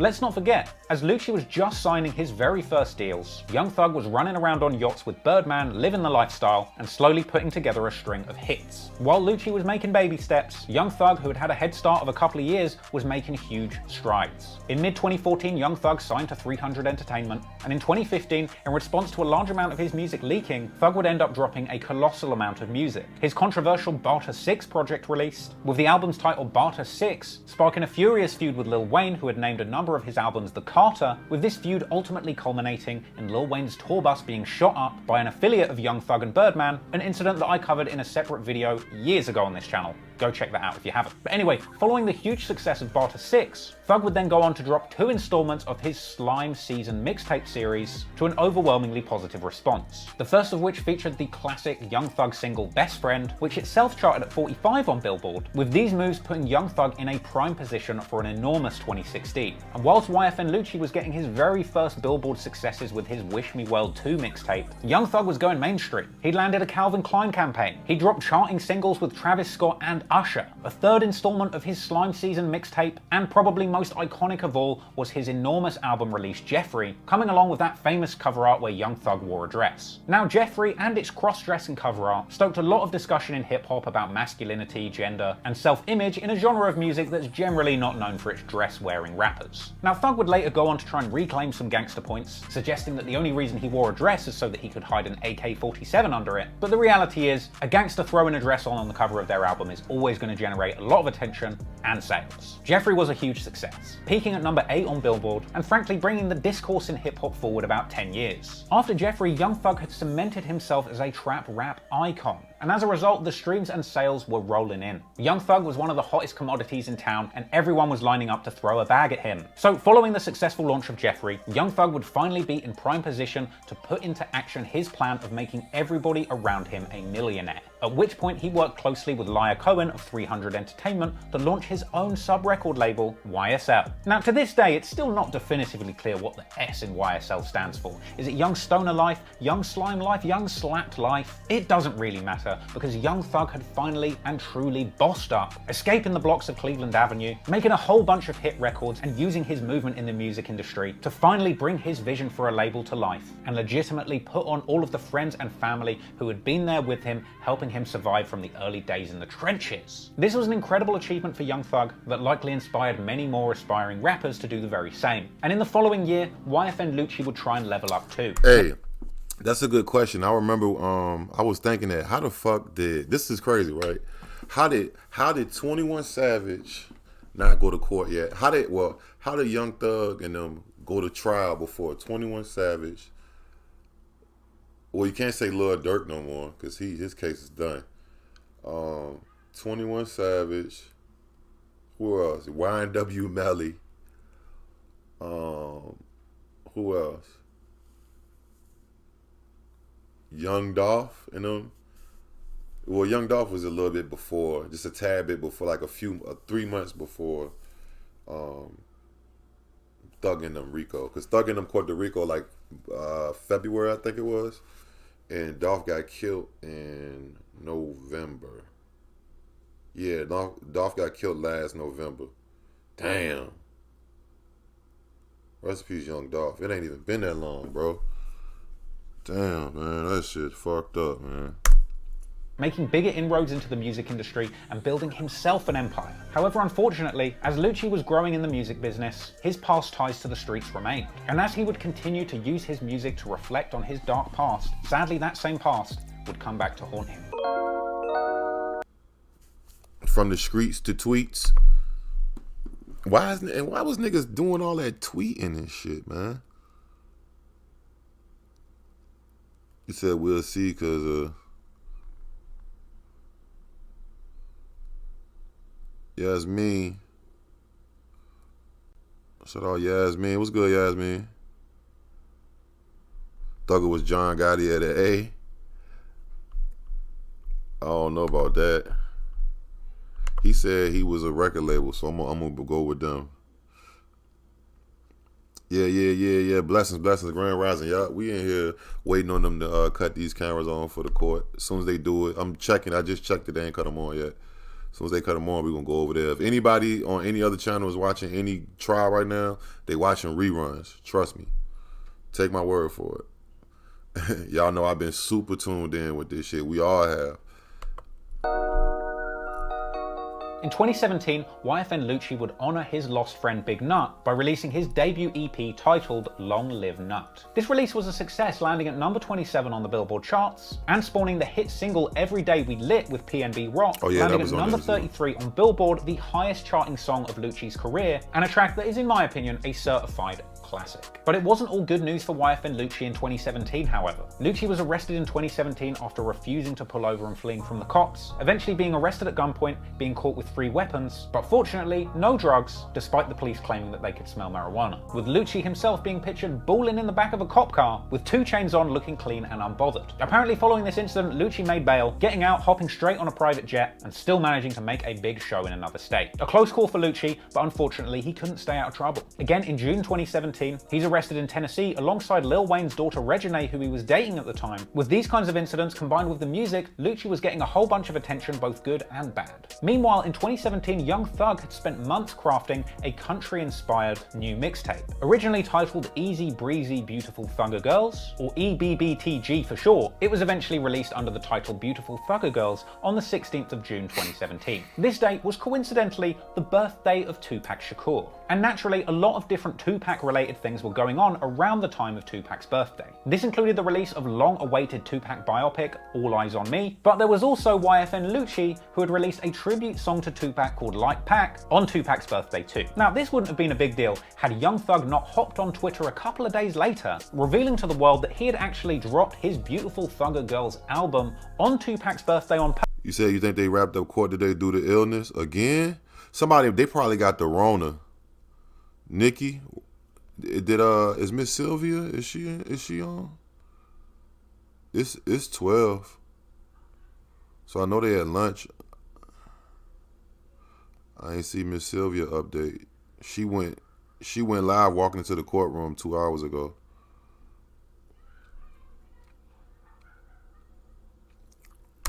Purpose, because as he said in his tweet, he is the new Pac, and that Young Thug is the thug that Tupac didn't get to become, with Thug saying that he was going to finish what Tupac started. Now, this kind of comment... She did say like 10 people were sick yesterday.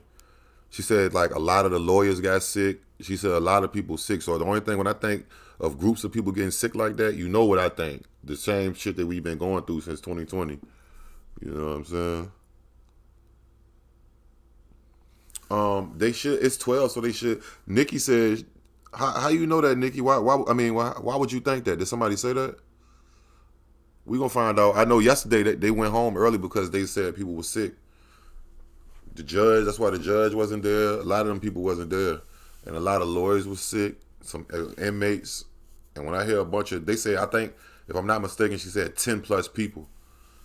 So that could like postpone. You know that if that's the Rona, you already know what's gonna happen with that.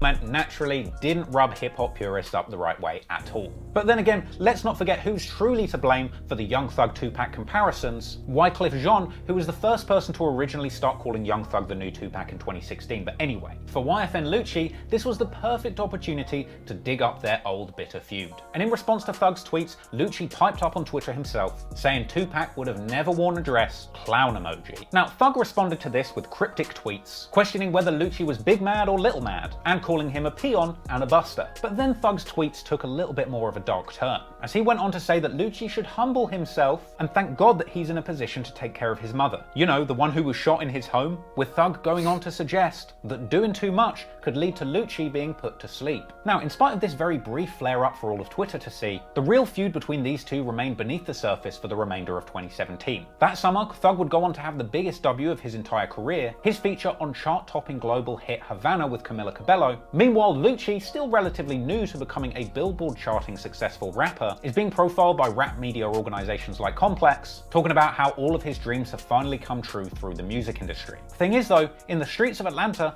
things were still pretty dangerous for both sides. One incident did make its way to the media, but has been pretty well hidden since it happened, was the January 12th shooting of YSL rapper Lil Duke outside of Atlanta's Magic City nightclub, when apparently following a confrontation inside the club, Duke was chased out of the club by a man with a gun, eventually being shot outside. According to a police report that later leaked, Duke was chased by 4 men, being shot in his shoulder and foot and left bleeding heavily. He was able to flee to a nearby Greyhound bus terminal, where he found safety and was eventually taken to hospital. Now, this incident was generally kept under wraps, but a surveillance clip from the incident leaked online around a year after it happened. But since then, that clip has been pretty well scrubbed from the internet. Now, after a lot of digging, I was actually able to find that clip, but I'm not going to risk putting that up on YouTube. I mean, this kind of incident just goes to show you, no matter how much success you or your team can achieve in the music industry, there's always going to be danger in the streets, as the shadow of past events continues to follow you into the present. But despite the dangers his team were facing in the streets, this didn't stop Young Thug continuing to provide opportunity for his team and his family. Summer 2018 actually saw Young Thug releasing his first YSL label compilation album called Slime Language.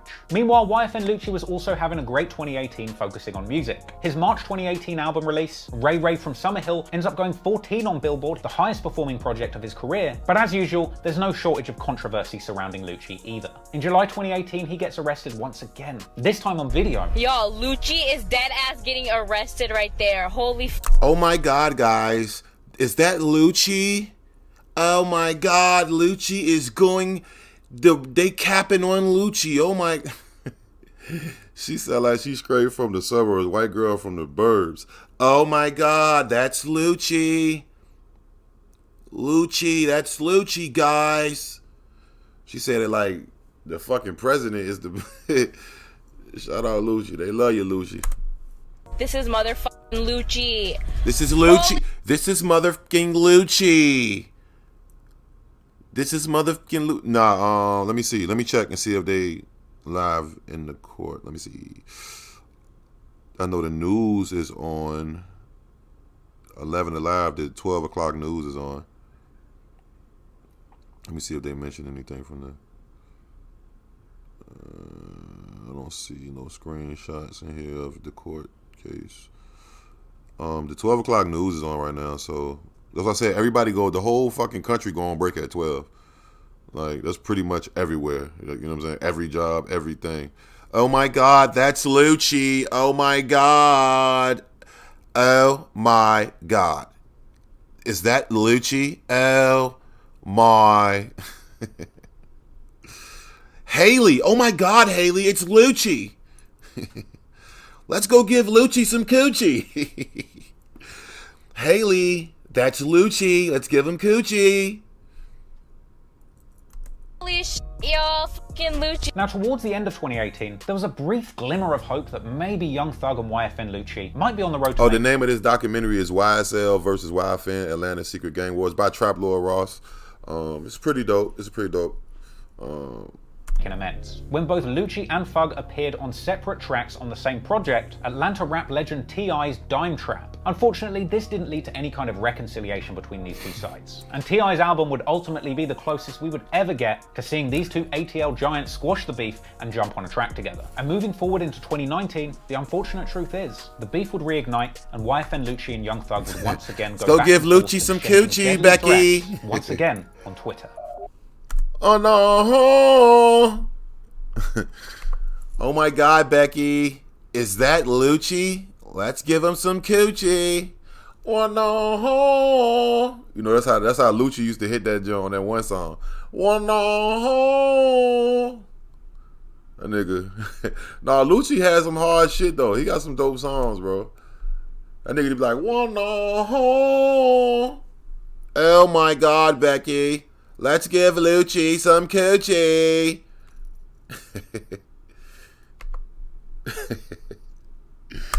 They need to come on with this damn court.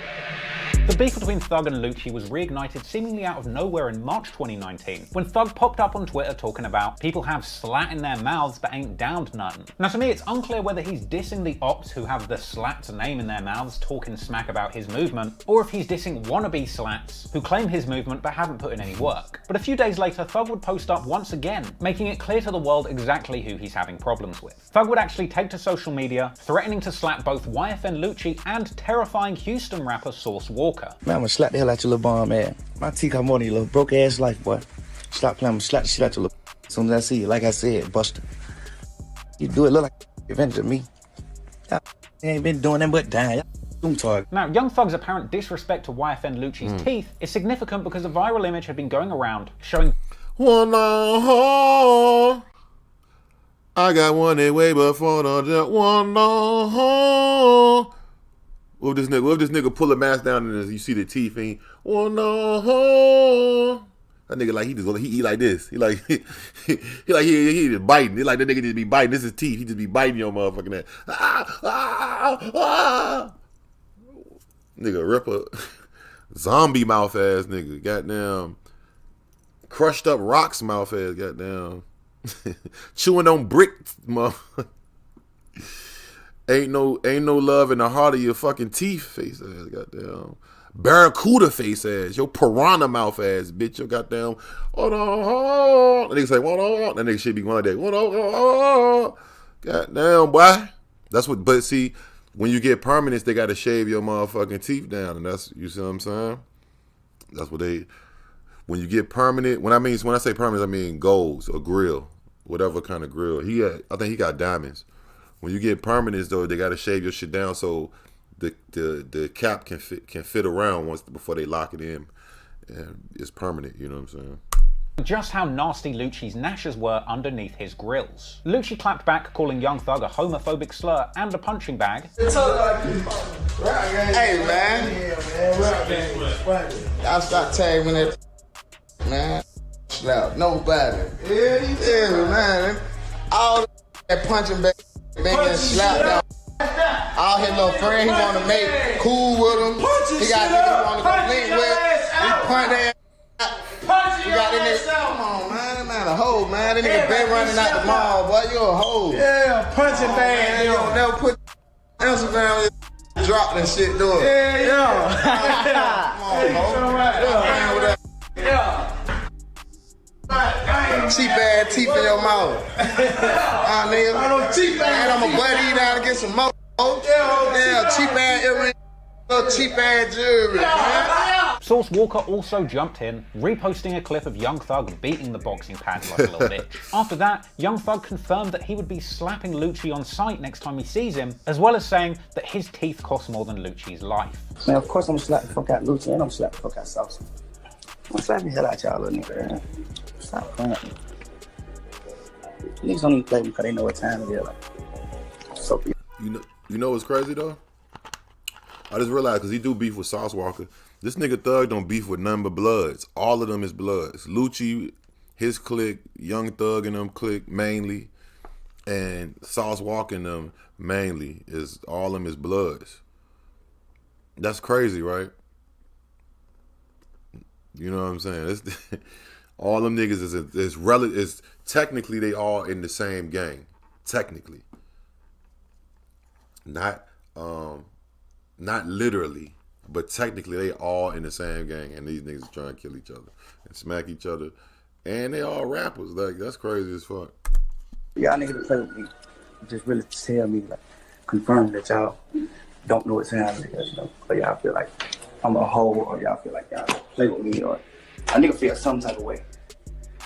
You feel a weird way about me, like a nigga may feel something like slam a bitch, or I don't care, bro. I want water. So, you know, you gonna get that. In response to this, Lucci would make a post showing off his immaculate diamond teeth, as well as atting Young Thug's fiancée Jerica, along with an extra disrespectful caption saying, "Your husband ain't nothing." But thankfully, Lucci himself would eventually cool off posting to IG that he got carried away with his earlier posts. But the social media war of words was far from over, because a month later, Young Thug would clown Lucci on social media, reposting a clip of a stripper calling out Lucci for being cheap. Po bitch.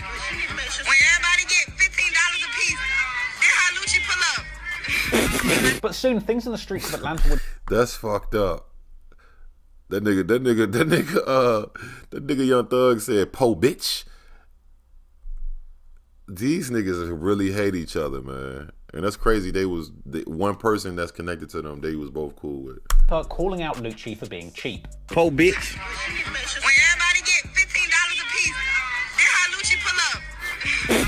But soon, things in the streets of Atlanta would get much more serious than tweets flying back and forth, because a month after that, bullets would fly back and forth, and in May 2019, YFN Lucci's Mercedes G-Wagon would be sprayed up with bullets in Atlanta. Lucci was luckily not driving the car when it was targeted, but apparently a man was hit in the vehicle twice. But it was really in June 2019 when the disrespect in this beef would reach a disgusting new high, as it eventually emerged on social media that somebody had vandalized the gravesite of Lucci's fallen mentor Big Nut, spray painting the word "slat" over his headstone in green paint. An incredibly disrespectful act that no doubt had far more serious consequences than social media would ever know. Now, a month after that shameful incident, it would be time for more music. On August the 16th, 2019, Young Thug would finally drop his long-awaited album, So Much Fun. And straight from its opening track, there are a couple of lyrics that some people thought may have had some secret hints to the ongoing feuds that Thug had been involved in. There's a lyric where Thug says that somebody on his team has had a chain stolen from them, but he's spinning to try and find it. In fact, when it comes to chain snatchings, it seems like there has been a long-running back and forth between these two groups, because there's another clip circulating on social media seemingly depicting a YSL member showing off a YFN chain that they had recently snatched. Get the chain though, on the fuck nigga. Take it the chain though, on the fuck nigga. Also in that intro track, Just How It Is, Young Thug also says that the last person that tried him almost got popped at Atlanta's Lenox Mall. Now, it was unclear initially what this could have been referring to, but in the days following the release of this song, a picture begins to circulate on social media. This is a picture that Young Thug had apparently posted up on his own Instagram, showing a blue Mercedes parked outside Lenox Mall with the trunk open and two people standing next to it. He captioned this picture, "Nice car." Well, this car is YFN Lucci's. And at the time, Thug also posted a clip to his story where he appeared to be telling Lucci not to blow the motor in his car and calling him a scary ass boy. Don't blow the motor, little scary ass boy. So, after all of this came to the surface, YFN Lucci took to Instagram to respond to Young... Yo, these niggas is literally doing shit and having interactions and beefs in public and going straight on Instagram, bro, and doing stories and lives. What the fuck part of the game is that, bro? I could see if they was rap capping. I'm just really watching... Are y'all watching this? I'm watching shit. Don't get confused. I'm checking to see if I'm looking down, I'm checking to see if the court case is on the cameras. But yo, these niggas is really doing shit and going straight to the internet, bro. And putting it on their public shit. Like, and niggas is screen. They know niggas gonna screen record them because they rappers. Y'all niggas is super lit. Y'all not like unknown rappers, you know what I'm saying? Young Thug's lyrics on his album, labeling the lyrics as a lie, calling it a cap-ass album, then going on to suggest that Young Thug shitted on himself at Lenox Mall, with Young Thug then clapping back with the ominous and frankly incriminating post, saying, "At YFN, if I ain't like what you do for your mother and kids, I would have been killed you." Crying face, laughing face, crying face, laughing face. Now honestly, this is a slightly surprising post for somebody that likes to keep things pretty tight-lipped when it comes to street business on social media. But anywho, a little while after this, YFN Lucci was tapped in with V103 radio station in Atlanta in an interview where he decided to stoke the flames of this beef even further. Speaking on Thug's fiance once again, Lucci would boldly proclaim that he had been in the bed with her a couple of times. Is it about a girl, yeah? I don't know. He probably be, you know, his girl. You know how she was about me. I was in the bed with her a couple times. Wait, she said that's a lie, though. She said that's a lie. Now, for the record, once again, Jerica has vehemently denied the claim on multiple platforms, saying that she has never hooked up with Lucci. She's also denied it in video. But none of that's really important because we all know that YFN Lucci is really just trying to say whatever he can to get under Young Thug's skin. And you could argue that he was successful because only a day after that interview comes out, we see Thug being interviewed on Big Boy's show where he's talking a whole lot of gangster shit. He says that when he kills someone, he hopes that they forgive him, like someone that kills people on the regular. He already know my heart, so it's like, once you just, I'm too pure. So once you just, you do that, it's like, no. I forgive. I always forgive. If I kill a person, I pray to God that he forgive me. However, when Thug is also this nigga, I mean, that wasn't as bad. This nigga just said, hold on, we got 700 people in the motherfucking live right now. We waiting on the court cameras to come on so we can watch the trial as soon as I get over there. I mean, as soon as they cut on, we gonna move over there. I just checked, they ain't cut on yet. Smash that motherfucking like button one time for the Snow Gang and No Gang, man. That shit is crazy. This nigga just said, man, yeah, man, you know, like, if I kill somebody, then I just hope God...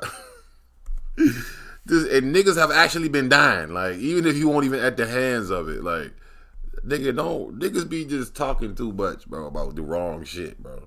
People on the regular. He already know my heart, so it's like, once you just, I'm too pure. So once you just, you do that, it's like, no. I forgive. I always forgive. If I kill a person, I pray to God that he forgive me. However, when Thug is asked about YFN Lucci, he says that things aren't serious. Sometimes I just like to have fun. It's no hard feelings. I hope he get richer than me. Take care of his family for life. I have no problem with nobody. I just like, we had problems before where we done disagreed on, but it's not a problem to where it's like, oh, I hope he die, or like, hell no. Clearly things are... Man, that nigga is the Joker for that one. He was the Joker for that motherfucking... That nigga just really said... I mean, I don't hope he died. I don't want nobody run up on him and shoot him in his fucking face 6 times or nothing like that. I really don't hope a nigga hit him with a truck late at night. I really would hate for that somebody was to run at him at the studio and shoot him in the back of his head.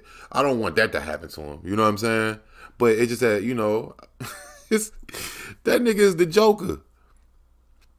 All this shit, all this evidence they got, all these they got this nigga literally on the phone saying, yo, sending hits. Like, or they got other, was it Thug? I think they got Thug on the phone saying something. They got like several. Yo, this nigga said, yeah, I don't hope a refrigerator just fall off a building and kill him and shit. You know? Like, what? Nigga, no, nigga. Are a little serious, because Thug then goes on to say that he saw YFN Lucci at the blue carpet at the BET Awards, suggesting that he could have got it then. Nigga, you don't mean no harm. I done seen you. Nigga, we just was on the blue carpet together in BET. You couldn't have meant no harm, because you could have got it then. But things weren't over, because after that... What the fuck? Let's just incriminate ourselves. I feel like Thug just like, you know what? I'm gonna become a big famous rapper. I'm gonna beef with a nigga and I'm gonna incriminate myself. Hopefully I get the Rico. Because it's like this shit is playing. Like he knew it. Like, nigga, I don't like just crash out. You heard what that nigga said? Got it then. Nigga, you don't mean no harm. I done seen you. Nigga, we just was on the blue carpet together in BET. You couldn't have meant no harm. Because you could have got it then. But things weren't over, because after that, Thug got biblical, referencing his earlier post on social media saying that he would have killed Lucci if he wasn't doing good for his family, with Thug telling Big Boy that he really appreciates the good that Lucci does for his family, suggesting that he has videos of Lucci's kids on his phone, and saying this is why he hasn't done something bad to Lucci. I put up a post the other day, I'm like, nigga, if I ain't like what you did for your mom and kids, like, I'm bigging them up. Like, nigga, I like what you do for your mom and your kids. I got videos saved in my phone of goddamn him riding in the car with his kids. The way he treated his mom and his kids will really stop me from doing something to him. Now, saying that you've got clips...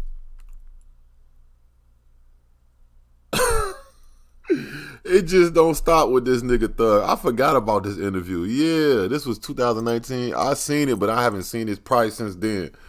He was really going all out. hasn't done something bad to Lucci. I put up a post the other day. I'm like, nigga, if I ain't like what you did for your mom and kids, like, I'm bigging them up. Like, nigga, I like what you do for your mom and your kids. I got videos saved in my phone of goddamn him riding in the car with his kids. The way he treated his mom and his kids will really stop me from doing something to him. Now, saying that you've got clips of next man's kids on your phone is basically killing talk. But let's not forget that Lucci had posted a clip of Young Thug's daughter all the way back in 2016. At this point, all bets are off and things are getting very scary indeed. A day after that appearance, YFN Lucci then appears on Vlad TV, where he discusses the beef with Thug, but thankfully downplays the whole thing. You and Young Thug went back and forth at one point. What up, Trey? I don't go back and forth with nobody. I don't think Young Thug likes me either, so. Thing is, despite both sides ultimately playing it down, real street situations would continue to follow Lucci throughout 2020. In June, there was a shooting on one of his music video sets, where apparently 21 shots were fired and a 15-year-old boy was grazed. Lucci would later explain to DJ Vlad that they were shooting a music video, shots were fired, and just everybody started shooting back. We just heard probably 4 guns. Speaking of that, I wonder if he gonna show it. He might show it in this documentary. Let me see though. Hey man, please y'all go follow me on Instagram, gang, too, man. I appreciate everybody that's been following me. I'm almost at 10K finally on that motherfucker. It's my second Instagram. My other one got deleted. So I appreciate everybody who followed me on that bitch. But let me see something. I think he did say something. Who remember when YFN Lucci almost fucking shot his foot off or some shit? He misfired the gun on accident. I think Thug did make a didn't Thug make a he did an Instagram. Them niggas was doing so many fucking Instagram beefs. They was literally doing so many fucking Instagram beefs.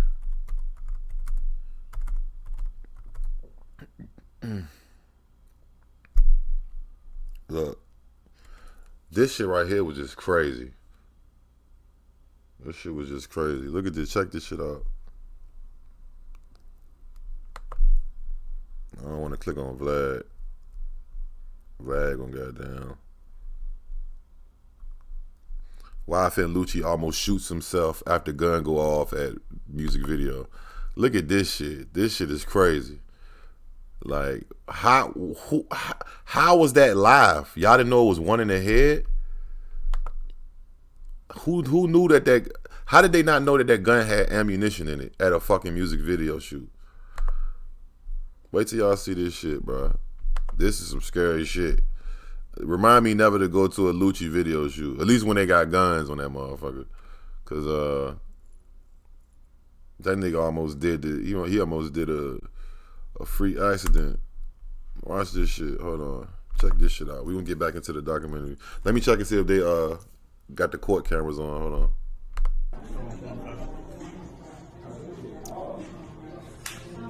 Hold on. You see this nigga, right? Look, dude, he ready to get sprayed. He putting out the camera like, nigga, you better get the fuck back. This nigga Lucci got a gun. This nigga might shoot the shit out your ass on accident.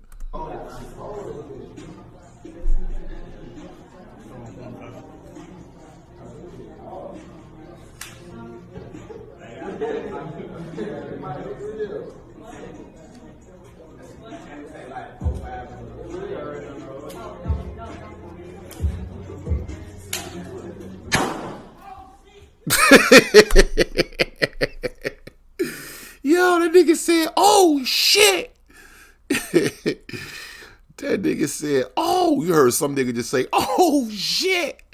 Bro, that shit is fucking funny.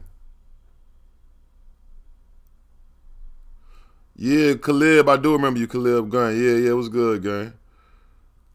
These niggas did not know it was one in the head, bro. Like, who brought that gun there? Like, nigga, I'd be mad as fuck, yo. If that shit happened, I'd be fucking hot. I wouldn't even want to record the fucking video no more that day. I'd be tight. Look at this nigga. I wonder if it was him, though. No, because he acting like he don't know how to even...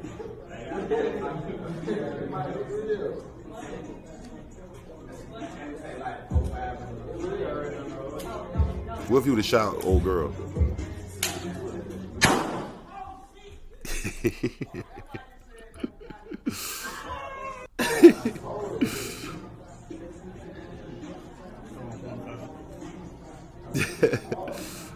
shit.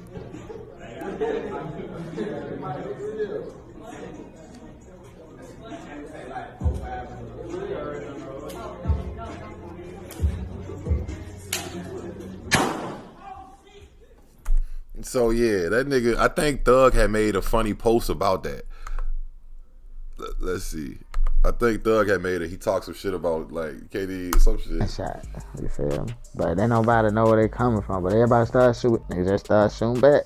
And apparently during the shootout, Lucci's own Rolls Royce was one of the casualties, with the car being shot numerous times by somebody on his team. Somebody shot my fucking Rolls Royce who was with us, man. Nigga ass on the ground, shooting on the fucking ground. Yeah, that shit coming like 15,000 to get fit. Now, a month after this, the battle for Lennox Mall is reignited. When YSL man, we got 800 people in the motherfucking chat, man. I hope everybody having a good Wednesday. Please hit that like button. We only at 250 likes, man. Let's get us to 400 likes, y'all. If we got 800 people, we can get 400 likes, and then we can bring in another 1,000 people. Because if y'all don't know, for all the YouTubers, y'all, I'm pretty sure y'all know this, but like how many ever likes you got, you have double the opportunity of people to come in the live. You see what I'm saying? So if you have 100 likes, you can have 200 people coming in live. An estimate, you know what I mean? But yeah, let's get back to it, gang. Yak Gotti posts a picture of him standing on the back of YFN Lucci's 650 Maybach convertible parked outside Lennox Mall. In the picture, he is flipping off Lucci, but that's not all. Yak Gotti decided to take this disrespect to commercial levels, using the photograph of him disrespecting Lucci and his Benz as the front cover for his YSL Records single, In a Coupe. Now, YFN Lucci responded to this, saying that Yak Gotti had dapped him up just moments before inside Lennox Mall. The fuck you ain't say nothing in the mall? You want to shake your head and shit. You shake your head to stand on my car, bitch ass nigga. I'm mad as hell. I just see these fuck niggas in the mall. These niggas ain't say shit, nigga Dolo. I go outside, folk gotta tell me niggas standing on my car taking pictures. Now, a month after this, for a moment, it looked like YFN stood for Your First Nina, as YFN Lucci was caught on camera accidentally letting off a real rifle on the set of one of his music video shoots. Lucci later explained that he thought he'd been given a fake gun on the set of this video, but it turns out that it was real and fully loaded, with Lucci only finding that out when he, pulled the trigger. But it turns out that it was real and fully loaded. I'm thinking they bringing me a fake gun, and I just hit it. I ain't think nothing was in it, but that shit just, it shot. And I said, oh, that's why you said don't cock it back.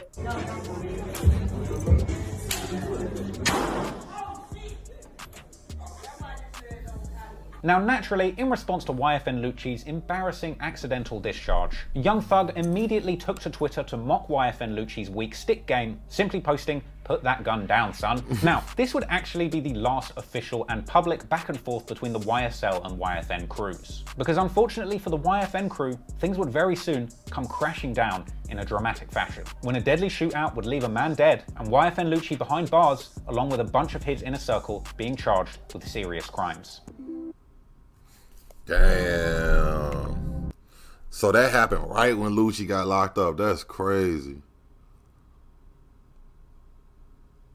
Let me see if the... Damn, y'all, my bad. I'm trying to see if the cases, if the camera's cut on.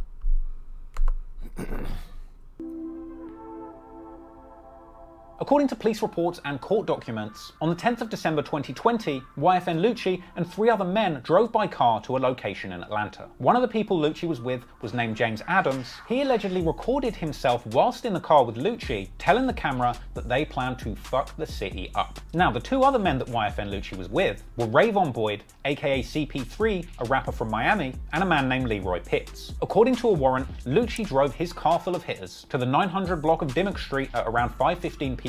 pulling onto a shoulder when Adams and Boyd began to open fire from the car. Whoever they were shooting at shot back, with that man, James Adams, in Lucci's car being fatally struck in the head, dying, and subsequently being thrown from the vehicle, or as the police described it, manually ejected. They threw him out the car, with a harrowing 911 phone call being made by an innocent woman who was just passing by and found this dead body in the street. What's the address of your emergency?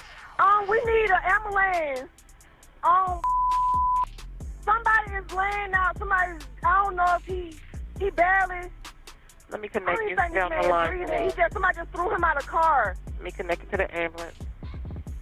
Huh? He's still trying to fight for his life. EMS, what's the address of the emergency? Baby, can y'all please get an ambulance here? This man is dying. He's shot in the head. He just took his last breath, man. What street are you on, ma'am? Can you give him your location, please, for the ambulance to give the guy some help? What is his address? Man, this man just took his last breath, man. Man, we have help on the way already. Tell me exactly what happened. We don't know. Me and my sister, we were just walking down the street, and somebody just rolled down the street with a man hanging out the car. They just pushed him out the truck and left him for dead. Ma'am, I thought you said he was shot in the head. Yes, he is shot in the head. They threw him out the car. He just died. He just took his last breath. We have the ambulance already on the way, okay? Okay. And can you tell me what kind of vehicle? Listen, you go ahead and get fire and PD and right on Can you tell me what kind of vehicle he was stolen from, please? White. A white car, truck, or SUV? SUV. What direction did the SUV Yes, go? his whole body was just hanging out the car. Listen, just stay on the phone. Can you tell me if you saw any of the people that were driving the car, whether they adults or kids? Or... They were driving real fast. And we seen his...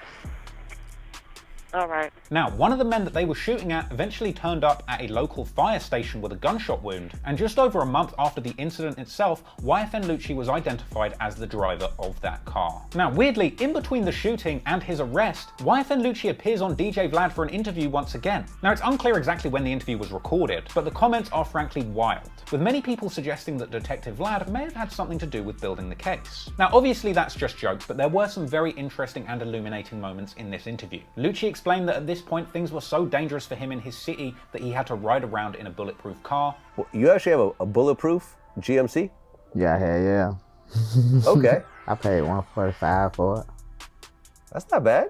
Nah, hell no, not to save your life. Lucci also commented on the feud with Thugger, saying that there was nothing to work out between them, and also saying that he never sees him in Atlanta. But could it be worked out? Y'all do some music together? Ain't nothing to work out. He in LA. Up in the A. Shit. So you're saying he doesn't even stay in Atlanta anymore?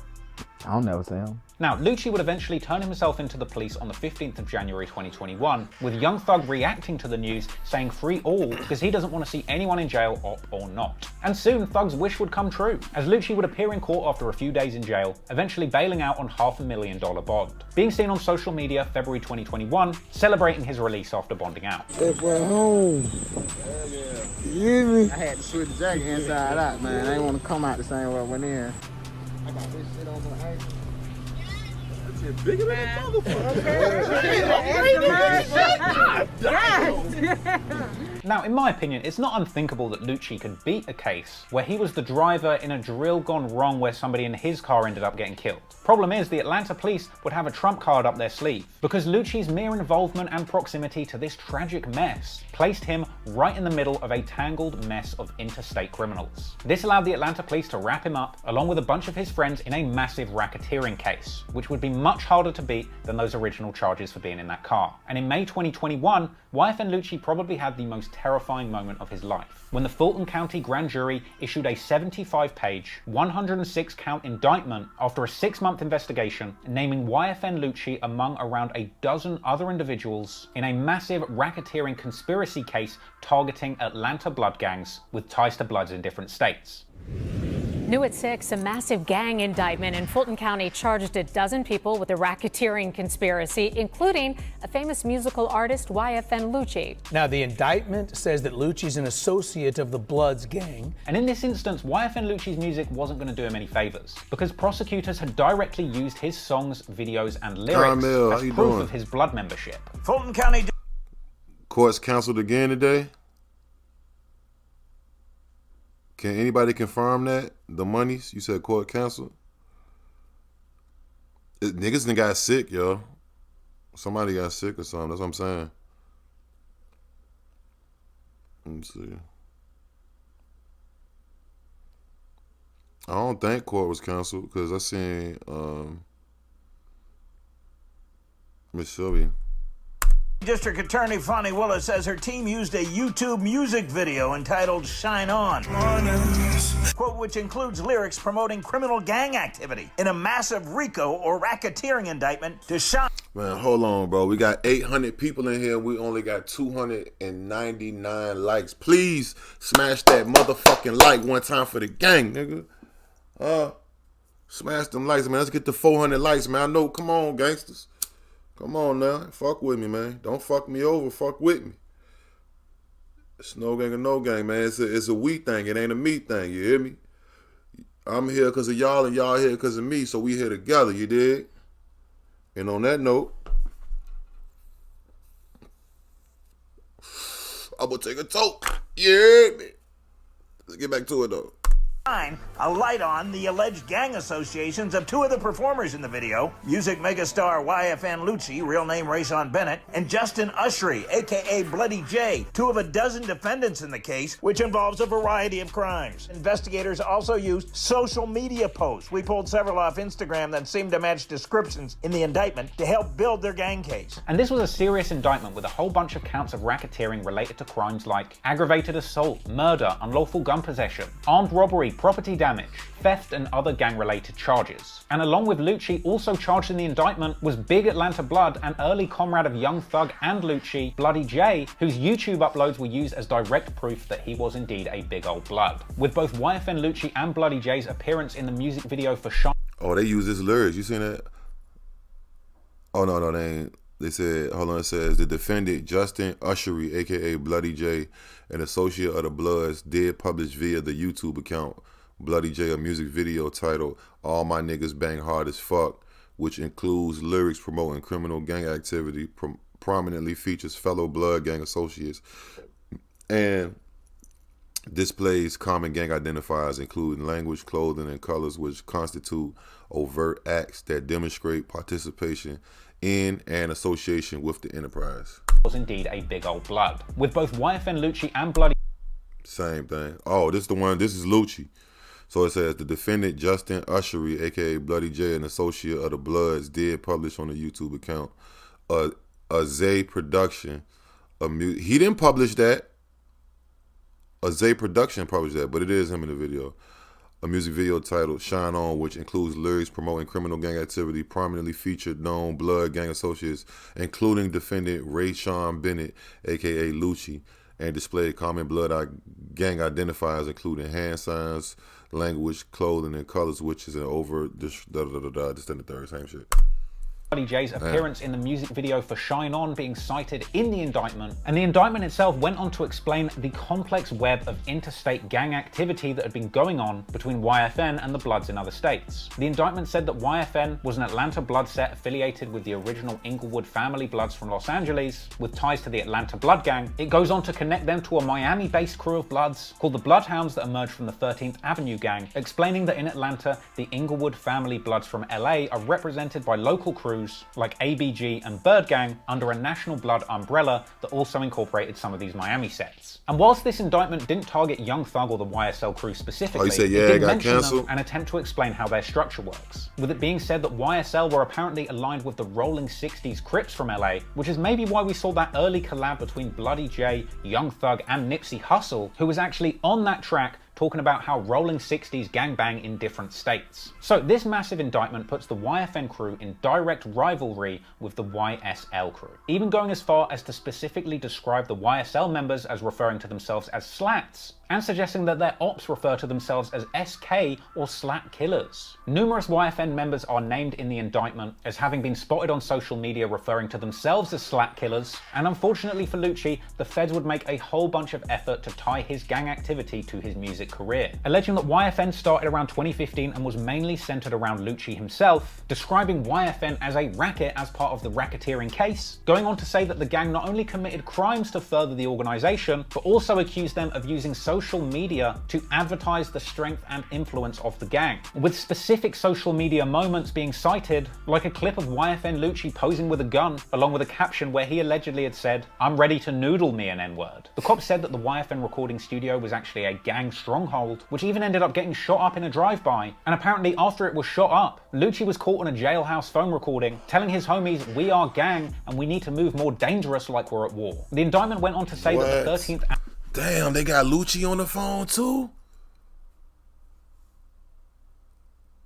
The defendants, Malik Stanley, a.k.a. Leak, and Tydrakis Glass, a.k.a. Ty Dracus Glass, aka Ty, associates of the Bloods, during a call in Fulton County Jail shortly after a shooting at the YFN studio associated with defendant Rayshawn Bennett, aka Lucci, did discuss the current status of the enterprise. "We are gang, no love, everybody got to move right, move dangerous like we are at war," which is an overt act that demonstrates commitment to and participation in the enterprise and furthers the violent reputation of the enterprise. Damn. "We are gang, and we need to move more dangerous like we're at war." The indictment went on to say that the 13th Avenue Hot Boys from Miami, who evolved into a blood set called the Bloodhounds, were connected with the YFN crew through music, with Lucci himself apparently being given access to dangerous and inaccessible parts of Miami when visiting there to film music videos, referring specifically to social media posts of Lucci in the Pork and Beans projects, a notoriously rough Miami hood where he pulled up to film music videos. Motherfucking Bean right now. I know what the fuck going on, man. Whole lot of gang shit, whole lot of fly shit. Ain't no hood, ain't no city where they say I can't go. And if that, I probably been that shit. Now, the cops actually state that simply being on social media tagged in the Pork and Beans projects is enough to prove Lucci's leadership role in an interstate criminal enterprise. God damn, bro. The internet be killing these niggas, bro. The defendant, Rayshawn Bennett, aka Lucci, an associate of the Bloods, did record and appear in a video while commenting, quote unquote, YFN shit. The video is captioned "First Time in the Beans," which indicates it was recorded in Miami's Pork and Beans neighborhood, a stronghold of a Miami-based blood gang, with which Bennett forged a partnership through music and violence in the months that followed. The video was posted to Bennett's Instagram account, YFN Lucci, the content and posting of which constitutes overt acts that demonstrate a leadership role in the enterprise, the intent to expand the enterprise, and enhances the successful and intimidating reputation of the enterprise. Boy, they is cooking niggas, man. The internet, niggas cooking they self, bro. They look how they using this. They put this in the paperwork, man. Who said he a fucking leader? You know what I'm saying? But they can use this shit.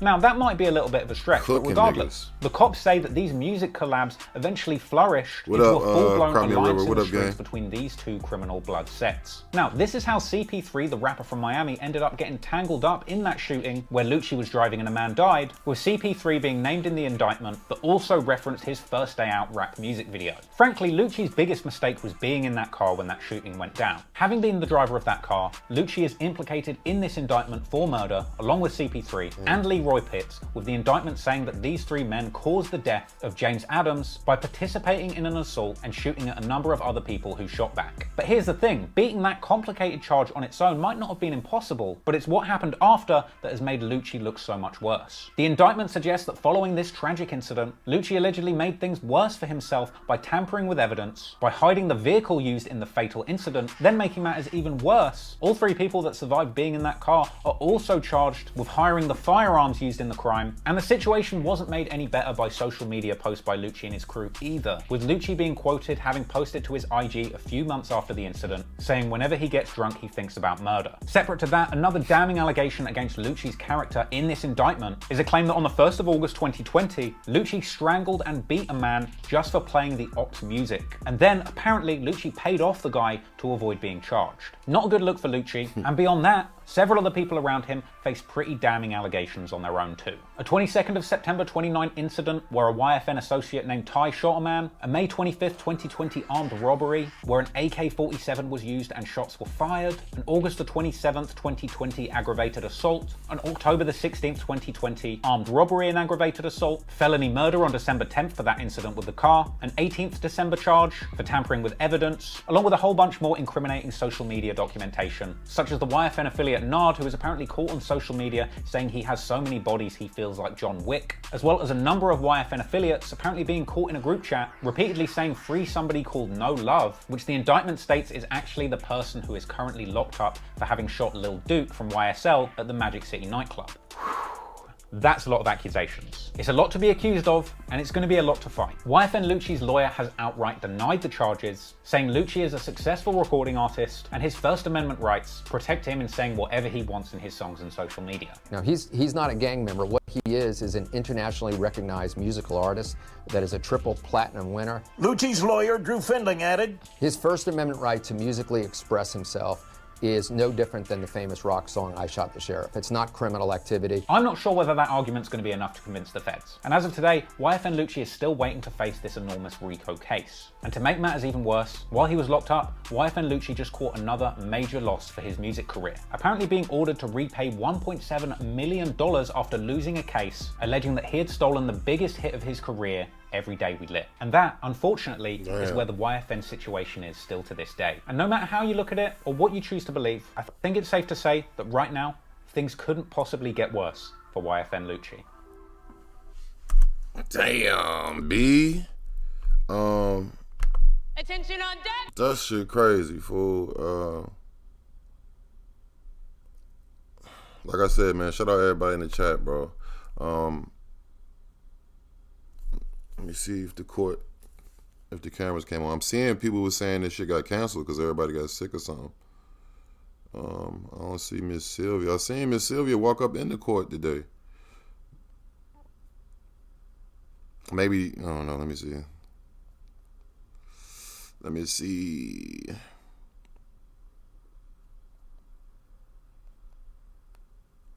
Yeah, it's not live yet. Please follow me on Instagram right here, man. Give me the 10K. I'm almost at 10K, y'all. Please, please. And if you want to DM me any questions, any things of that nature, that's a good place to contact me, man. I appreciate everybody in the chat. Snow Gang or No Gang.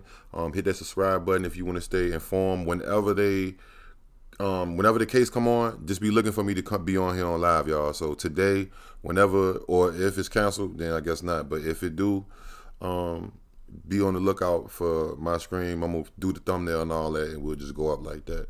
Appreciate everybody here, man. Y'all have a good day.